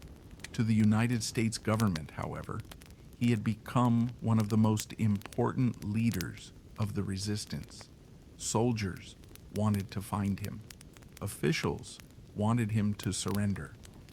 But Sitting Bull and his followers had no intention of returning easily to reservation life. They moved north. The journey was difficult. Families traveled together. Horses carried supplies. Children rode alongside adults. Older people struggled with the pace. The group had to find food and water. And all the while, they knew the army was searching. The further north they traveled, the closer they came to the Canadian border. Canada offered something the United States could not easily provide: distance. If they crossed the international boundary, American soldiers could no longer simply follow them. For Sitting Bull, the border represented a possibility. Perhaps his people could live outside the reach of the American reservation system. Perhaps they could continue hunting. Perhaps they could preserve some part of the life they had fought to protect. So the journey continued. Meanwhile, the United States government was tightening its control over the Great Sioux Reservation. Officials wanted Native people to return. Food rations were increasingly important. The buffalo herds that had once provided independence were disappearing. This was not an accident. Commercial hunting had devastated the herds across the plains. The railroad had made it easier to transport buffalo hides. Hunters could travel deeper into the country, and enormous numbers of buffalo were killed. For the native nations, the consequences were catastrophic. The buffalo had supported their economy, their food, their clothing, their tools, their ceremonies, their mobility, their independence. As the herds disappeared, so did one of the foundations of traditional plains life. The United States government understood the significance of this transformation. A people without their traditional food source would become increasingly dependent on government supplies, and dependence created pressure to accept reservation life. This was one of the great tragedies surrounding the aftermath of Little Bighorn. The native warriors had defeated Custer, but they were fighting against an entire economic system that was changing the plains. No battlefield victory could restore the buffalo. No victory could stop the railroad. No victory could make settlers disappear. The world was changing around them, and the army was using that change to its advantage. By the winter of 1876 to 1877, the situation became increasingly difficult. Snow covered the northern plains. Temperatures fell. Food was scarce. Horses weakened. Families struggled. Some native groups began returning to the reservations. Others surrendered, but some continued north. Sitting Bull remained among those who refused. Crossing into Canada was not easy. The journey required enormous endurance. Eventually, Sitting Bull and his followers reached the area around Wood Mountain in what is now Saskatchewan. There, they remained for a time, but crossing the border did not solve everything. Canada was not an endless refuge. The buffalo were disappearing there as well. Food became increasingly difficult to obtain, and the Canadian authorities had their own concerns. They did not want a large population of armed native refugees, creating tensions along the border. Sitting Bull's community therefore found itself in an uncertain position. They had escaped the American army, but they had not escaped the changing world. Years passed. The people remained in Canada, but life became increasingly difficult. Eventually, Sitting Bull would return to the United States. That was still in the future.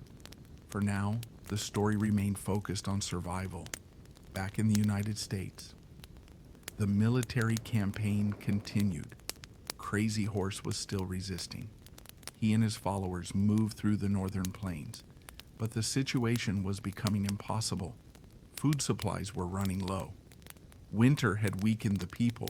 The army had increased its presence, and reservation agents were offering terms of surrender. Crazy Horse eventually decided that continuing the struggle would cost too much. In May 1877, he and his followers surrendered at Camp Robinson. The surrender was not a simple moment of defeat. It was the result of months of pressure. The traditional way of life had become extremely difficult to maintain. The buffalo were disappearing. The army was everywhere, and the winter had been brutal. Crazy Horse had fought for years. He had participated in the resistance that culminated at Little Bighorn. He had become one of the most respected warriors among the Lakota. Now, he was surrendering. But his story would not end peacefully. Later that year, Crazy Horse was taken into custody. On September 5, 1877, he was killed at Fort Robinson under circumstances that remain controversial. He was still a young man. His exact age is uncertain, but he had become one of the most famous figures of the Plains resistance. His death marked another turning point. One of the major leaders associated with the victory at Little Bighorn was gone. The resistance was weakening. More people were surrendering. The Army's pressure was succeeding, and the great independence of the Northern Plains was disappearing. The battle had occurred only a little more than a year earlier, yet the world that produced it was already changing dramatically. This is perhaps the most important thing to understand about Little Bighorn. The battle itself lasted only hours. Its consequences lasted for generations. The victory became a symbol of native resistance, but it also triggered a stronger military response. Custer became a legend, but the native nations paid an enormous price afterward. The United States government increasingly took control of native lands. The Black Hills were open to American settlement and mining. The reservation system became more restrictive, and the traditional movement across the plains was increasingly limited. The Battle of Little Bighorn therefore became both a victory and a warning. It showed the world that Native resistance could defeat the United States Army, but it also showed Washington that a different strategy was required. The Army would not simply rely on battlefield attacks. It would combine military pressure with political pressure, economic restrictions, and control of resources. And gradually, the resistance would be broken. Yet the memory of Little Bighorn could not be erased for the Lakota and Northern Cheyenne. The battle remained a moment when their warriors had successfully defended their people. For the United States, it became one of the most famous military disasters in its history. And for later generations, it became a story filled with questions. What exactly happened to Custer? Why did he attack? How large was the village? Who made the decisive moves?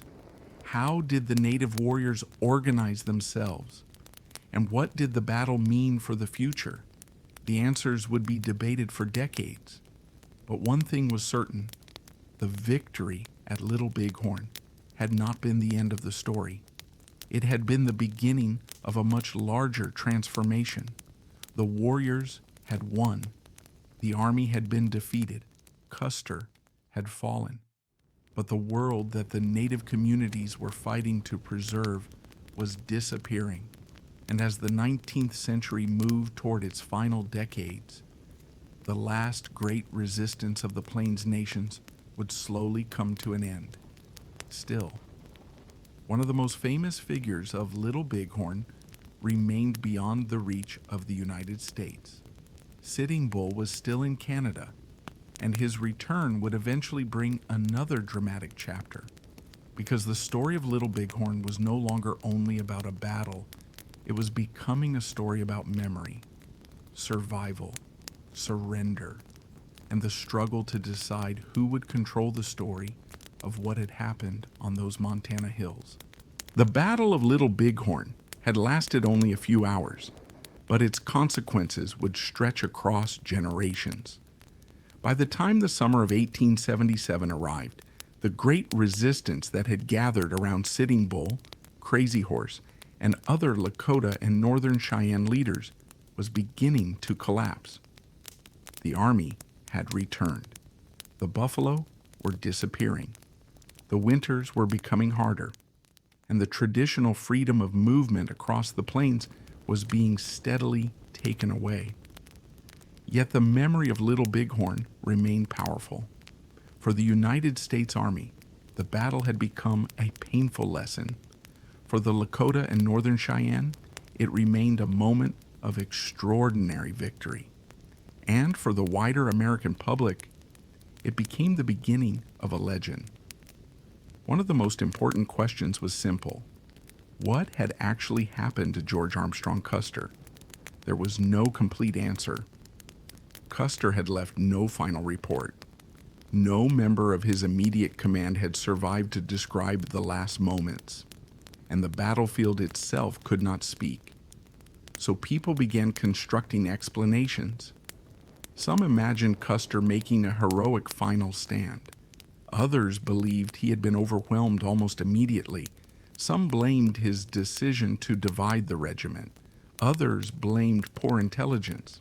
And some argued that the native warriors had simply been too numerous for the soldiers to resist. Over time, the phrase Custer's last stand became more famous than the Battle of Little Bighorn itself. Paintings appeared, books were published, newspapers printed dramatic illustrations. Artists imagined soldiers surrounded on a lonely hill, defending themselves to the last bullet. The image was powerful, but history is rarely so simple. The actual battlefield was spread across several ridges and valleys.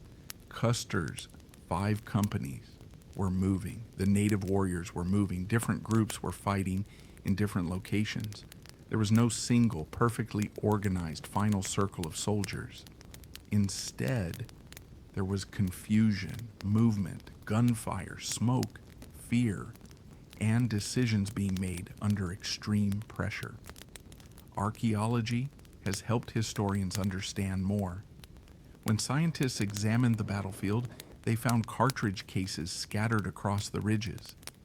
The locations of bullets provided clues about where soldiers and warriors had been positioned. Horse remains revealed where cavalry units may have concentrated. The landscape itself offered evidence. Modern archaeological research has therefore challenged some of the older legends. The battlefield does not show one simple final position. It shows movement. It shows a fight that developed quickly. And it shows how the soldiers became increasingly isolated. The native warriors had a major advantage: numbers. Their camp was enormous.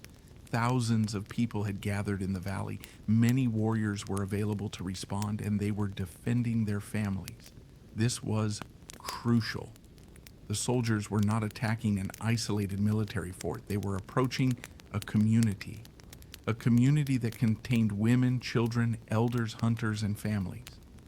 When the soldiers appeared, the warriors knew that their entire way of life was at risk. They did not have to wait for a commander to tell them that the danger was real. They could see it. They could hear the gunfire. They could see their families moving, and they could respond immediately.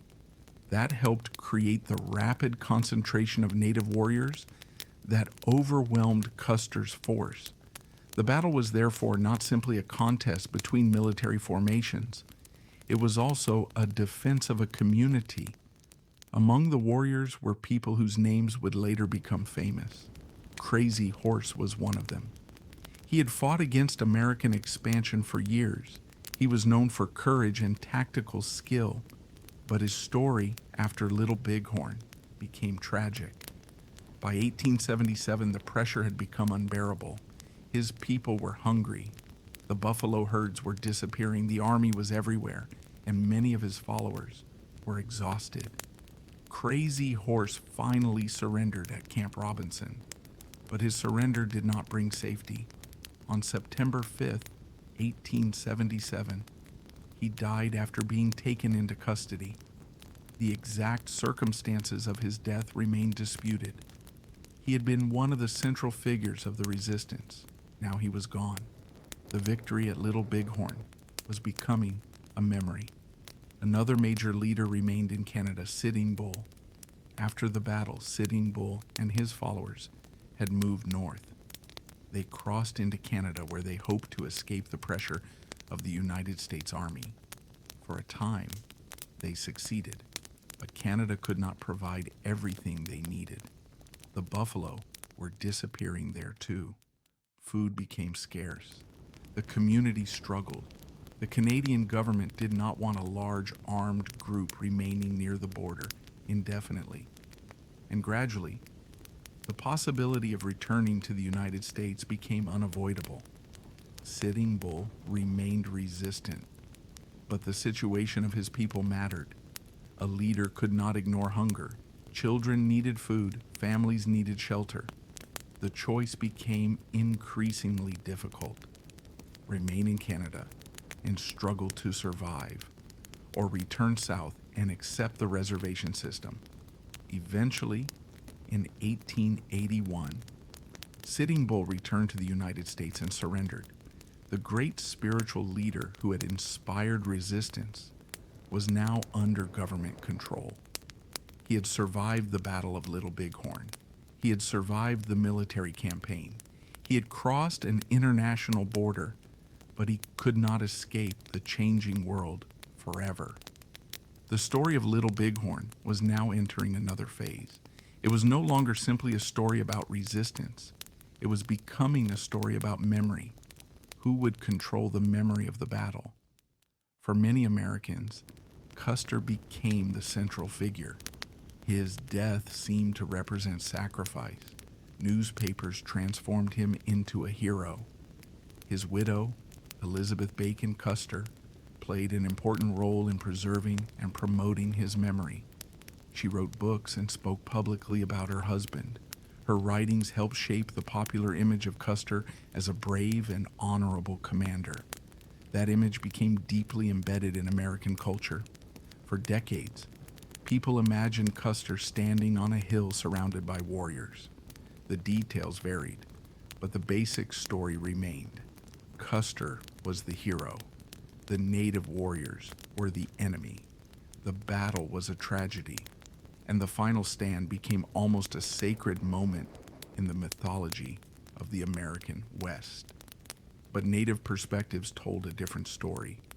For the Lakota and Northern Cheyenne, the warriors at Little Bighorn were not simply enemies.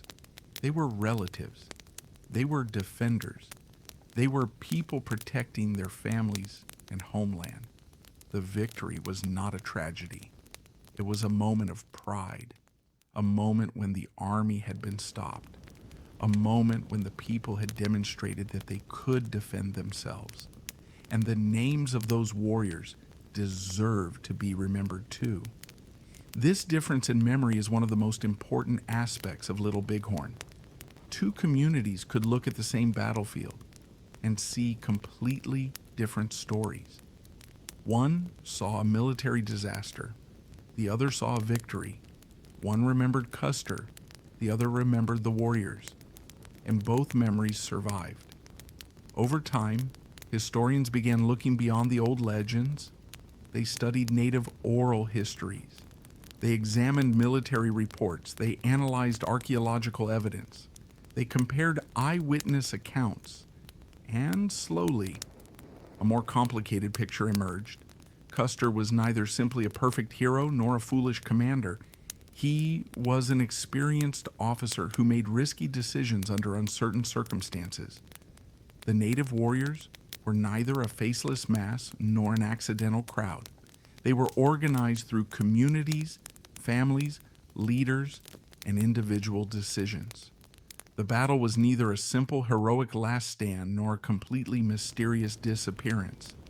It was a rapidly developing fight shaped by terrain, numbers, communication, and timing.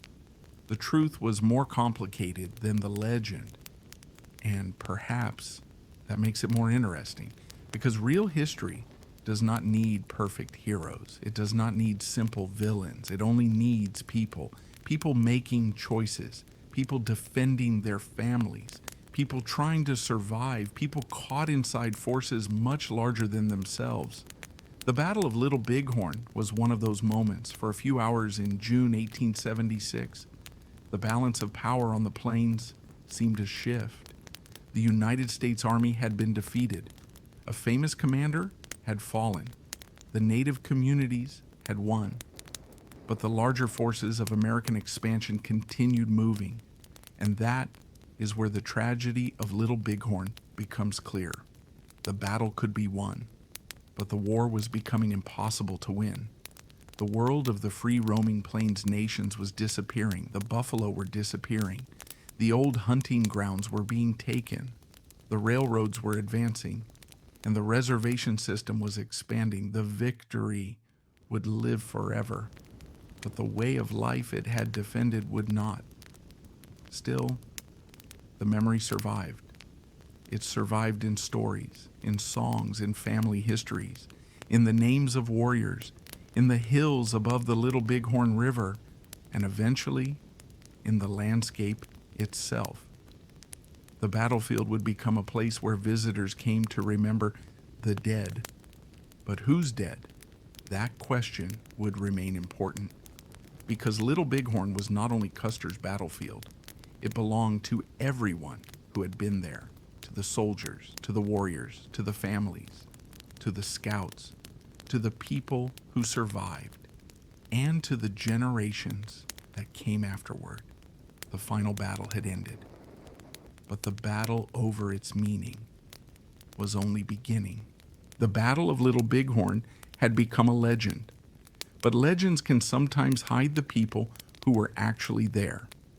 For years, the name most often associated with the battlefield was George Armstrong Custer. His image appeared in paintings. His story appeared in newspapers. His widow defended his reputation. And generations of Americans grew up hearing about the famous cavalry commander who had fallen on the Montana hills. But across Lakota and Northern Cheyenne communities, Another memory survived, a memory of warriors who had defended their families, a memory of leaders who had resisted the loss of their homeland, and a memory of a summer when the United States Army had been defeated. To understand Little Bighorn fully, we have to listen to both sides. The native warriors who fought there did not all share one story. They came from different communities. They had different leaders, and they remembered different moments. Some remembered the approach of the soldiers.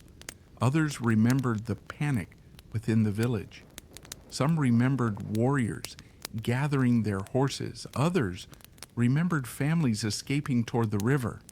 And some remembered the fighting itself. These memories were passed from one generation to another. For many Native families, Little Bighorn was not ancient history. It was family history. The people who fought there had names, they had parents, they had children, they had friends, and some never returned home. Among the Lakota, the victory became part of a much larger story about resistance. The battle demonstrated that the army could be defeated, but more importantly, it demonstrated that Native communities could still act together when their families were threatened. The enormous camp at Little Bighorn had brought together people from different groups. That gathering was itself remarkable. Thousands of people were living together. The camp contained warriors, but it was also a living community. There were children playing, families preparing food, people caring for horses, elders telling stories, and spiritual leaders conducting ceremonies. The battle interrupted all of that. When the soldiers appeared, the entire community was forced to react. The warriors became defenders. Families became refugees. The village became a battlefield.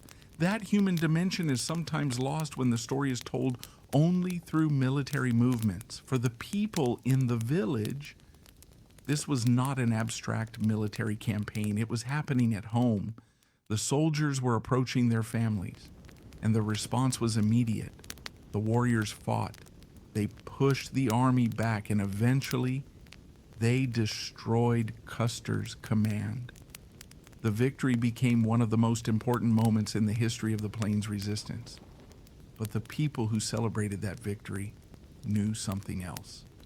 The United States was not going away. The army could return. And it did. The months after Little Bighorn were increasingly difficult. Military pressure intensified. Native communities moved constantly. Food became scarce. The buffalo herds continued disappearing. The freedom to travel across traditional territory was shrinking, and the government increased its demands for surrender. The victory at Little Bighorn could not stop any of these forces. That was the tragedy. The warriors had won the battle, but the world around them was changing too quickly. The United States possessed enormous resources. Its population was growing. Its railroads were expanding. Its military could replace lost soldiers. Its government could impose new policies. And settlers continued moving west. The native communities had courage and knowledge of the land. But courage could not stop an entire economic and political system.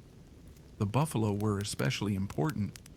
For generations, the great herds had supported life on the plains, but commercial hunters were killing them in enormous numbers. By the late 1870s, the decline was becoming impossible to ignore. A hunting ground that once seemed limitless could suddenly become empty. Families who depended upon buffalo faced hunger. Without the herds, the traditional economy weakened. And as the economy weakened, dependence on government rations increased. The reservation system became harder to resist. Some people surrendered because they were tired. Some surrendered because their families were hungry. Some surrendered because they believed there was no other path.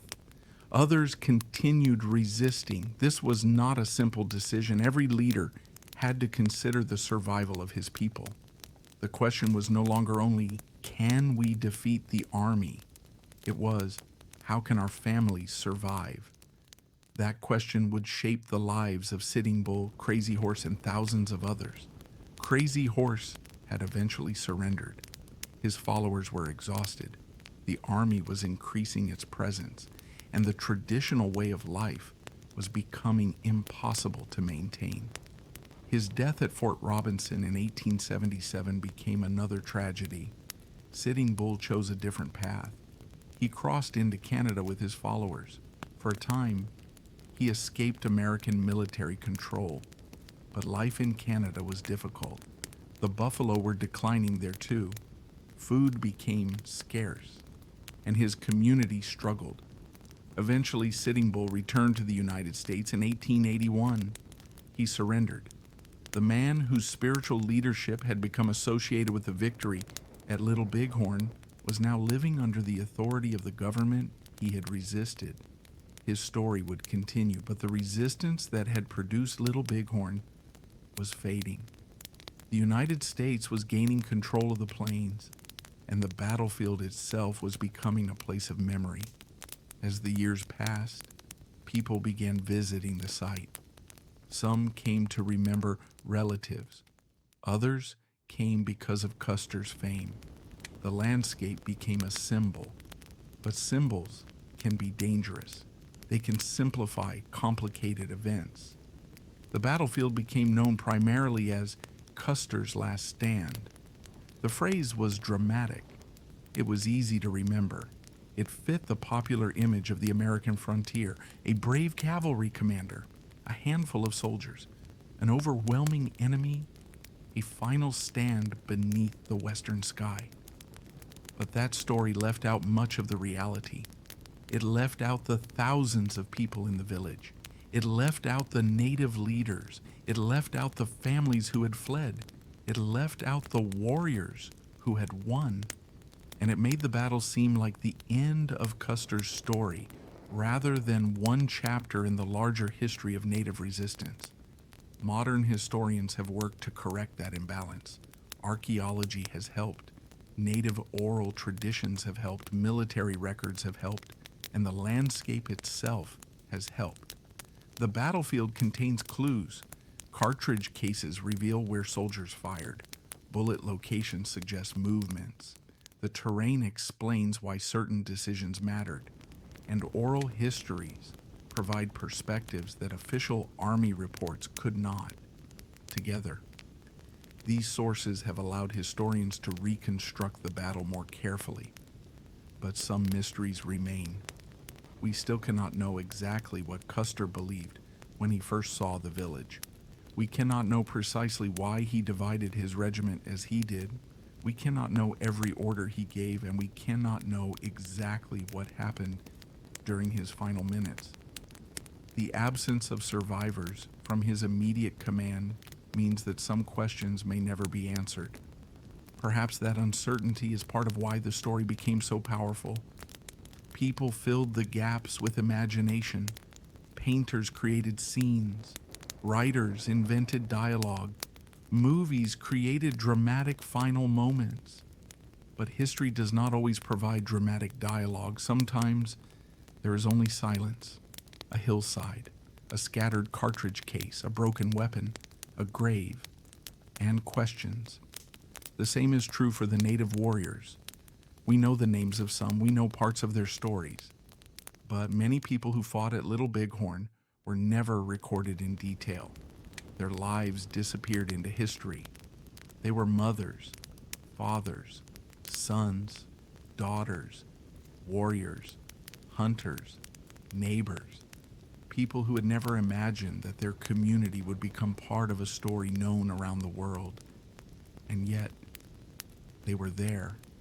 They saw the soldiers. They heard the gunfire. They ran across the hills. They fought. They survived. And they remembered. Today, Little Bighorn can be understood not simply as Custer's defeat, but as a moment when two very different worlds collided.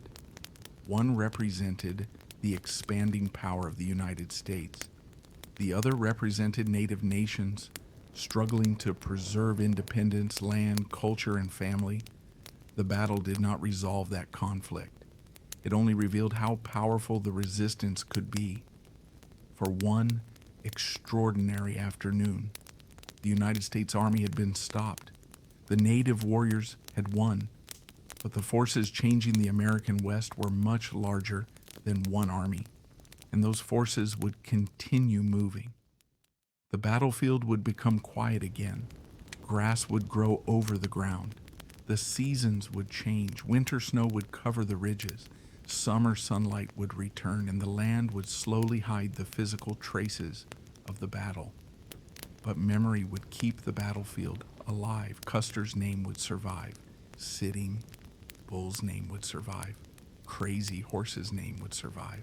And the names of countless warriors would survive through their descendants. The battle was over. The war was changing.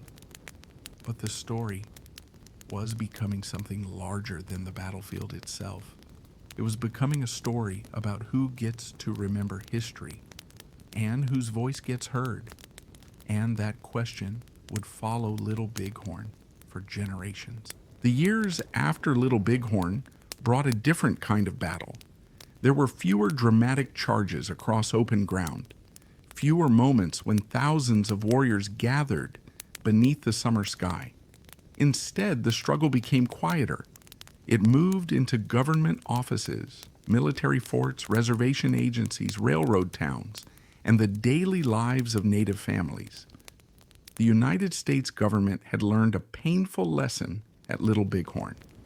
The Native communities resisting reservation control could not simply be scattered by a single military expedition. So the strategy changed. The Army increased its presence. Government officials increased their pressure, and the resources that had allowed Native communities to remain independent were steadily taken away. The buffalo were at the center of this transformation. For generations, buffalo had sustained life across the Great Plains. They provided food. Their hides became clothing and coverings. Their bones became tools. Their movement shaped the seasonal rhythm of entire communities. But by the late 1870s, the great herds were collapsing. Commercial hunters killed buffalo in enormous numbers. Railroads made it easier to transport hides and other products east. Settlers and hunters moved farther into the plains, and the animals that had once seemed almost endless became increasingly difficult to find. For Native families, this was devastating. The disappearance of the buffalo meant the disappearance of independence. Without large herds to hunt, communities needed other sources of food. Government rations became increasingly important, and whoever controlled those supplies had enormous power. The reservation system therefore became more than a boundary on a map. It became a system of dependence. Families who had once moved across hundreds of miles of open country were now expected to remain in specific locations. Children were encouraged and sometimes forced to attend schools. Traditional practices were increasingly criticized or restricted. Government officials promoted farming and attempted to reshape Native communities according to American ideas of agriculture, education, and social organization. The changes were enormous, and they did not happen overnight. They unfolded year after year. For people who had fought at Little Bighorn, the contrast was painful. They had once ridden freely across the plains. Now their movements were being watched. They had once followed buffalo herds. Now they waited for government food. They had once gathered according to their own decisions. Now government agents increasingly determined where they could live. The victory of 1876 could not reverse this transformation, but the memory of the victory remained powerful. It reminded people that resistance had once been possible, and that memory would become important to future generations. Meanwhile, the United States continued expanding. Railroad tracks stretched across the landscape. Settlements grew. Telegraph lines connected distant cities. Military forts became permanent features of the West. The enormous spaces that had once made it difficult for the Army to find native communities were becoming increasingly connected. The world was shrinking. For the Lakota, Northern Cheyenne, and other Plains nations, that meant fewer places to disappear. The old strategy of simply moving farther away was becoming impossible. There was always another road, another railroad, another settlement, another patrol, another military post, and behind them all was the growing power of the United States government. Sitting Bull remained one of the most famous survivors of the resistance. After returning from Canada in 1881, he was held under government supervision for a period before eventually returning to reservation life. His reputation remained enormous. To many Native people, he represented resistance and spiritual leadership. To American officials, he remained a potentially dangerous figure. But Sitting Bull's later life was more complicated than the image of the warrior leader suggests. He had survived one of the most famous battles in American history. Now he had to live in a world that was rapidly changing around him. He continued to speak for his people. He also became part of a strange new world in which famous Native leaders could be displayed to the public. He even participated in Buffalo Bill Cody's Wild West show for a time. The man who had once resisted the United States Army was now being presented to audiences who paid to see images of the American frontier. It was an extraordinary transformation. The battlefield had become entertainment. The people who had fought there were becoming characters in stories told to paying audiences. But Sitting Bull remained more than a performer. He continued to hold influence, and his presence reminded many people that the history of the Plains was still alive. Then, in 1890, the situation became extremely tense. A religious movement known as the Ghost Dance had spread among many Native communities. Its followers believed that spiritual renewal could restore aspects of the old world. The movement was peaceful in its religious intentions, but American officials became deeply suspicious of it. They feared it would encourage resistance. Sitting Bull was also associated with the movement. Government authorities decided to arrest him. On December 15, 1890, Indian police arrived at his cabin on the Standing Rock Reservation. A confrontation followed. Sitting Bull was killed. His death shocked Native communities. He had survived the Battle of Little Bighorn. He had crossed into Canada. He had returned to the United States. He had lived through years of pressure, and now he was gone. Only 2 weeks later, another tragedy would unfold at Wounded Knee. On December 29, 1890, U.S. soldiers surrounded a camp of Lakota near Wounded Knee Creek. A confrontation developed. Gunfire erupted. Many Lakota men, women, and children were killed. The exact circumstances and number of casualties have been debated, but the event became one of the darkest symbols of the final phase of the Plains Wars. By then, the world that had produced Little Bighorn had almost completely disappeared. The great buffalo herds were nearly gone. The independent camps had been broken apart. Most Native people were confined to reservations. The Army had established control across the region. The resistance that had culminated at Little Bighorn was over, but something remained: memory. For decades, Americans had remembered Little Bighorn primarily through the story of Custer. The phrase "Custer's Last Stand" became deeply embedded in popular culture. But as historians continued studying the battle, the story began to change. Native voices became more prominent. Archaeologists began examining the battlefield in greater detail. Researchers studied cartridge cases, bullet patterns, horse remains, and the terrain. Historians compared Army records with Native oral histories. And slowly, the old heroic picture became more complicated. The battlefield was not simply a stage for Custer's final act. It was the site of a major Native victory. It was also a place where hundreds of people died. It was a community caught in a military campaign. It was a moment in a much larger history of land, sovereignty, and survival. The people who fought there were not simply characters in a Western adventure, they were members of real communities. Their descendants were still alive, their memories had survived, and their interpretation of the battle mattered. Today, visitors to the Little Bighorn battlefield can see the landscape differently than earlier generations did. The hills no longer need to be imagined as an empty frontier. The valley can be understood as a homeland. The river can be seen as part of a living landscape, and the battle can be understood from more than one perspective. The soldiers who died deserve remembrance. So do the native warriors who fought them. So do the families caught in the middle. So do the scouts who served alongside the army. And so do the generations who carried the consequences of the battle long after the gunfire stopped. Little Bighorn was not the beginning of the conflict, and it was not the end. It was one dramatic moment in a much larger transformation of the American West. The battle lasted only hours. The consequences lasted decades, and the memory has lasted far longer. The grass still grows across the ridges. The river still moves through the valley. The wind still crosses the same hills. If you stood there today, the landscape might seem peaceful. It might be difficult to imagine the smoke, the gunfire, the horses, and the confusion of June 1876. But beneath that quiet landscape lies a history that changed the lives of thousands. And perhaps that is why Little Bighorn continues to matter.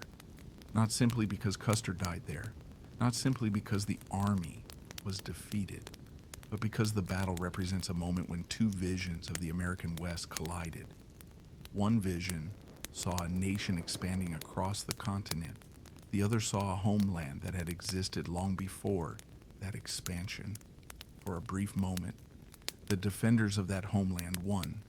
Their victory became legendary, but the struggle that followed would reshape the West forever. And as the 19th century drew toward its end, Little Bighorn was no longer simply a battlefield. It had become a memory, a warning, a symbol, and a question. What does it mean to win a battle when the world you were fighting to protect is disappearing? The story of Little Bighorn had become much larger than the battle itself. The soldiers who had fought there were gone. The warriors who had defeated them had grown older.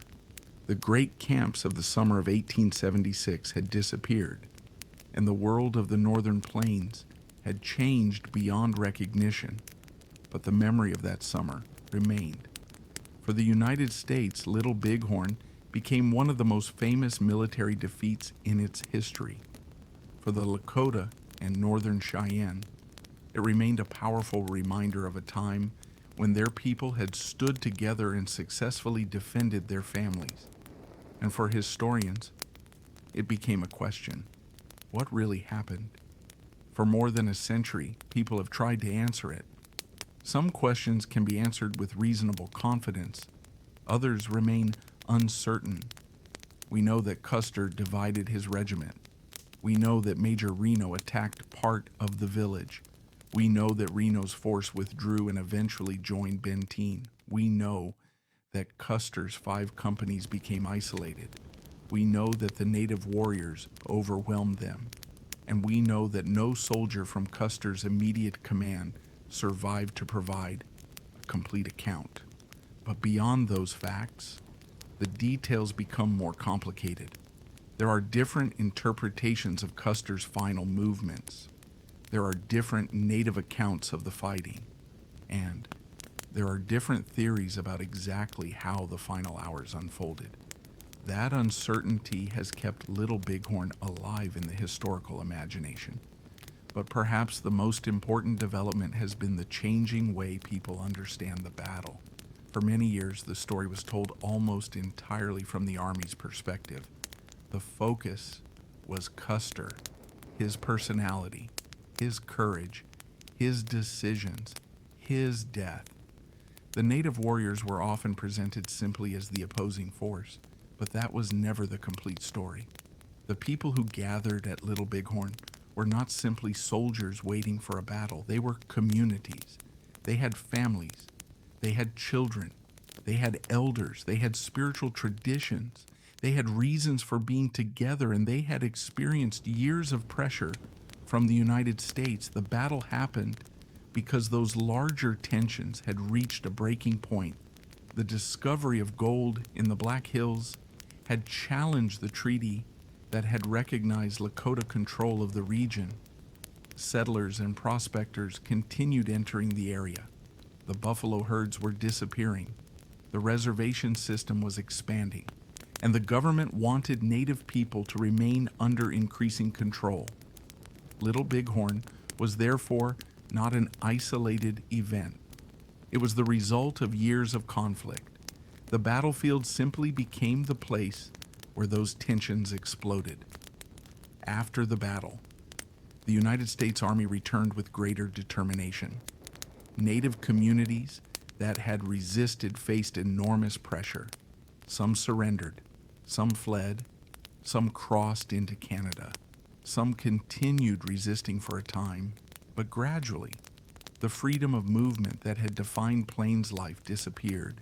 The buffalo disappeared with it. The old hunting economy collapsed. The railroad continued expanding. Settlers continued arriving, and reservation boundaries became more restrictive. By the end of the 19th century, the world that had produced the Great Gathering of 1876 was gone. The plains were still there, the rivers still flowed, the hills remained, but the political landscape had changed completely. The native nations had lost much of their land. Their independence had been severely restricted. Their children were increasingly subjected to government-controlled education. Their traditional ceremonies and cultural practices faced pressure, and at various times, outright suppression. Yet their cultures did not disappear. That is another important part of the story. Despite enormous pressure, Native communities survived, languages survived, family traditions survived, stories survived, and the memory of Little Bighorn survived. The descendants of the people who fought there continued telling their own versions of the story. They remembered the warriors, they remembered the families, they remembered the victory, and they remembered what happened afterward. Meanwhile, Custer's legend continued growing. In the decades after his death, books and paintings portrayed him as one of the great heroes of the American frontier. The popular image became almost impossible to separate from the historical person. Custer was shown as young, brave, confident, standing against impossible odds. The final stand became a symbol of courage. But there was another side to the story. Custer was not simply a romantic figure from a distant past.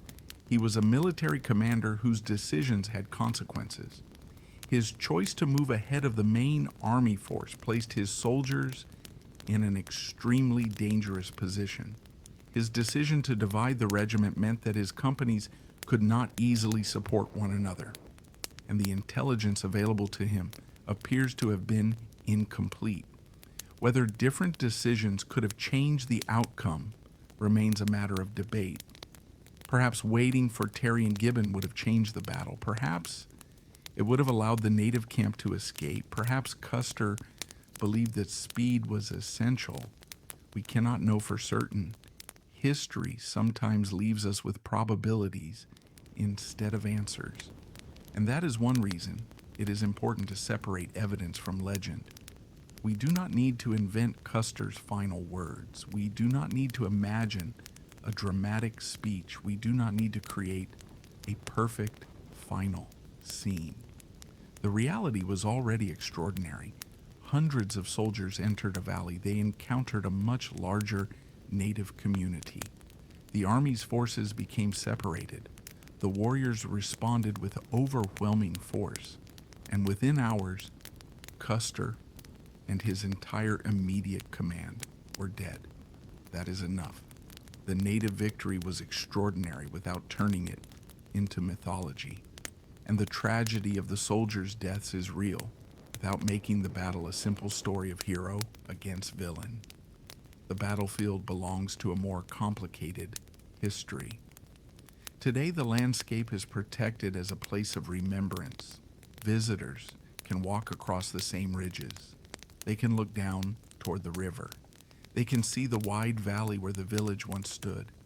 The landscape can appear peaceful. Grass moves in the wind. Birds pass overhead. The sky stretches endlessly.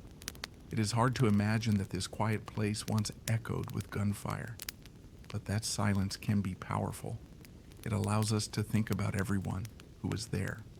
The soldiers, the native warriors, the families, the scouts, the wounded, the dead, and the generations who inherited the consequences. The Battle of Little Bighorn was not simply a battle between two armies. It was part of the larger struggle over land, sovereignty, culture, and survival. That is why its meaning continues to change. As new evidence appears, as native voices become more prominent, as historians reconsider older assumptions, the story becomes richer, not necessarily simpler, but more complete. And perhaps that is what history should do. It should not give us a comfortable story. It should challenge us to look again, to ask who was present, who had power, who lost something, who survived, and whose voice was missing from the first version of the story. Little Bighorn gives us all of those questions. The battle was a victory for the Lakota and Northern Cheyenne. It was a devastating defeat for the United States Army, but it was also a turning point. Afterward, the government increased its efforts to control the plains. The victory could not prevent that. Yet the memory of the victory became part of the identity of the people who had fought.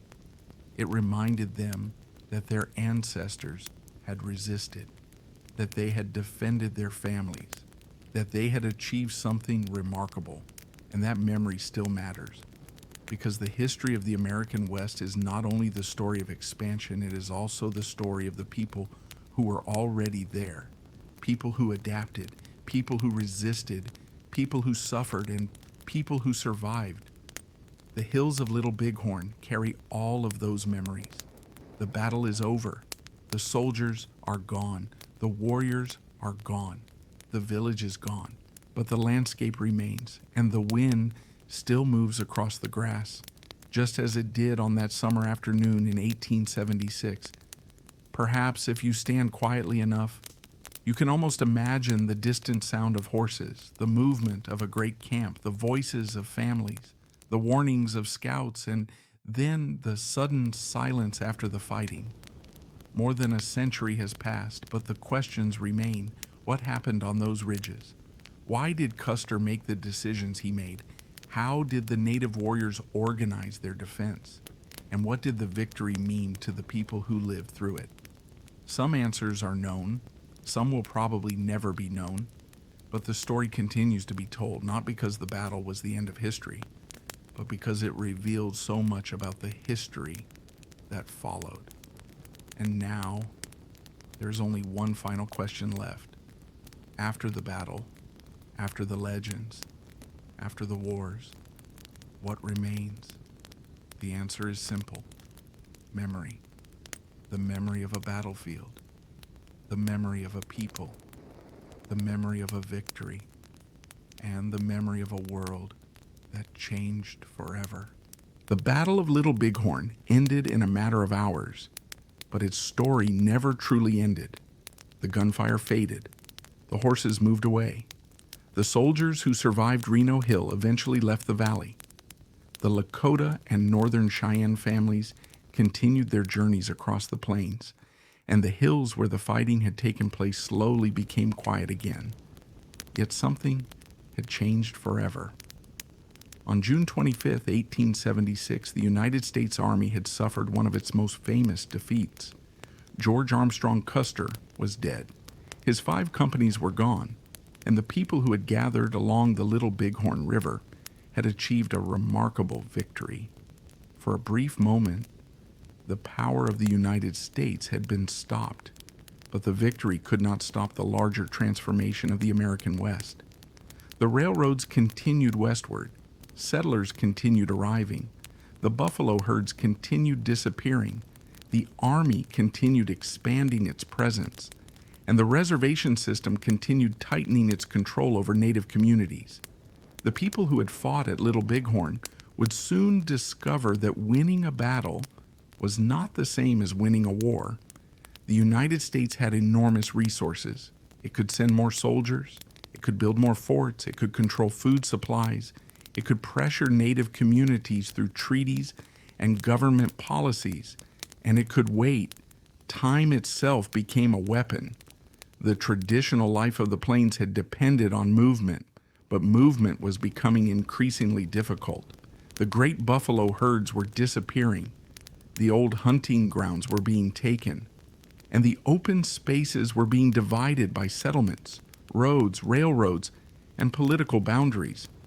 The world that had produced Little Bighorn was disappearing, but the people did not disappear.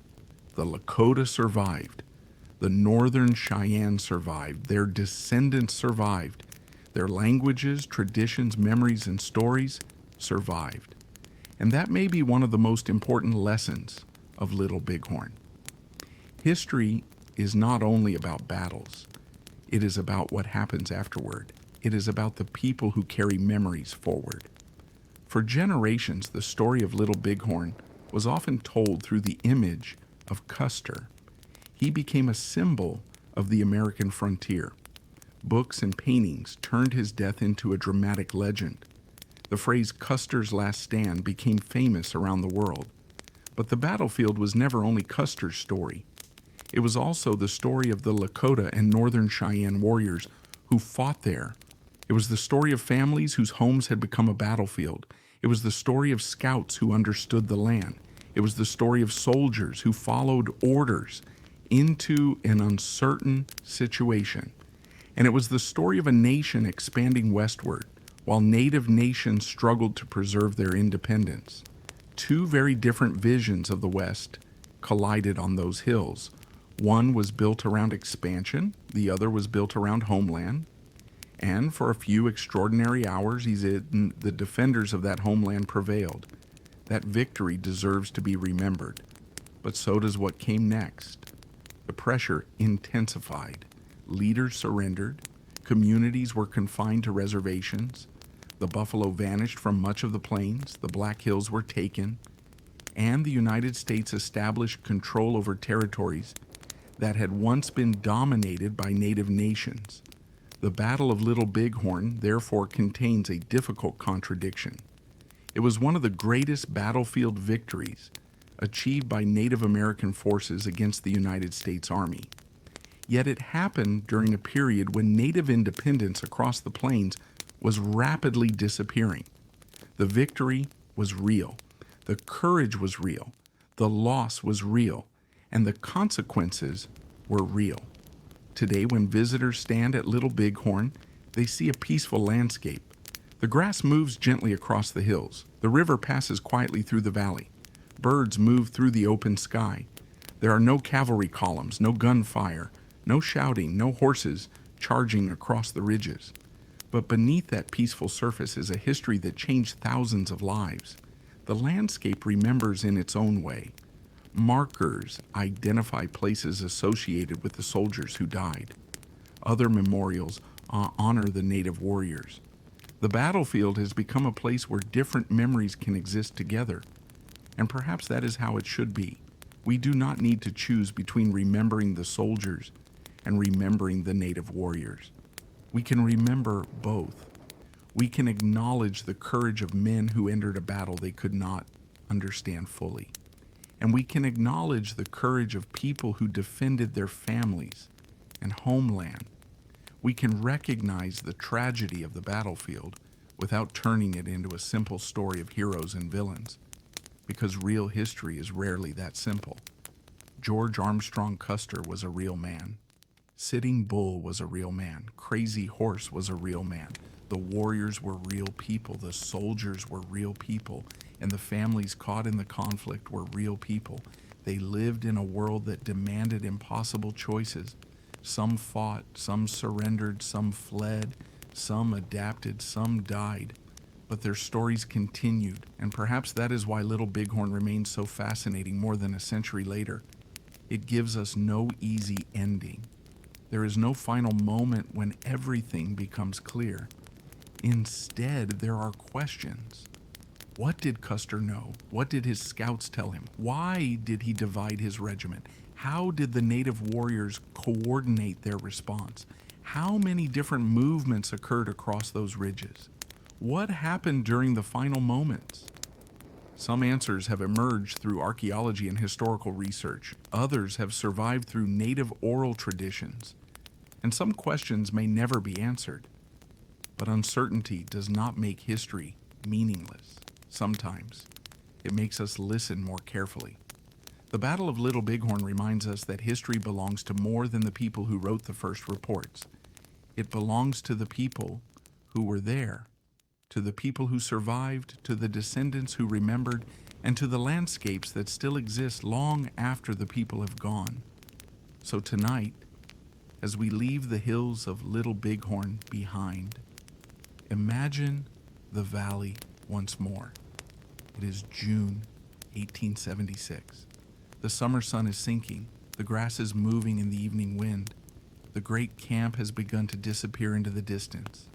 The soldiers who survived are preparing to leave.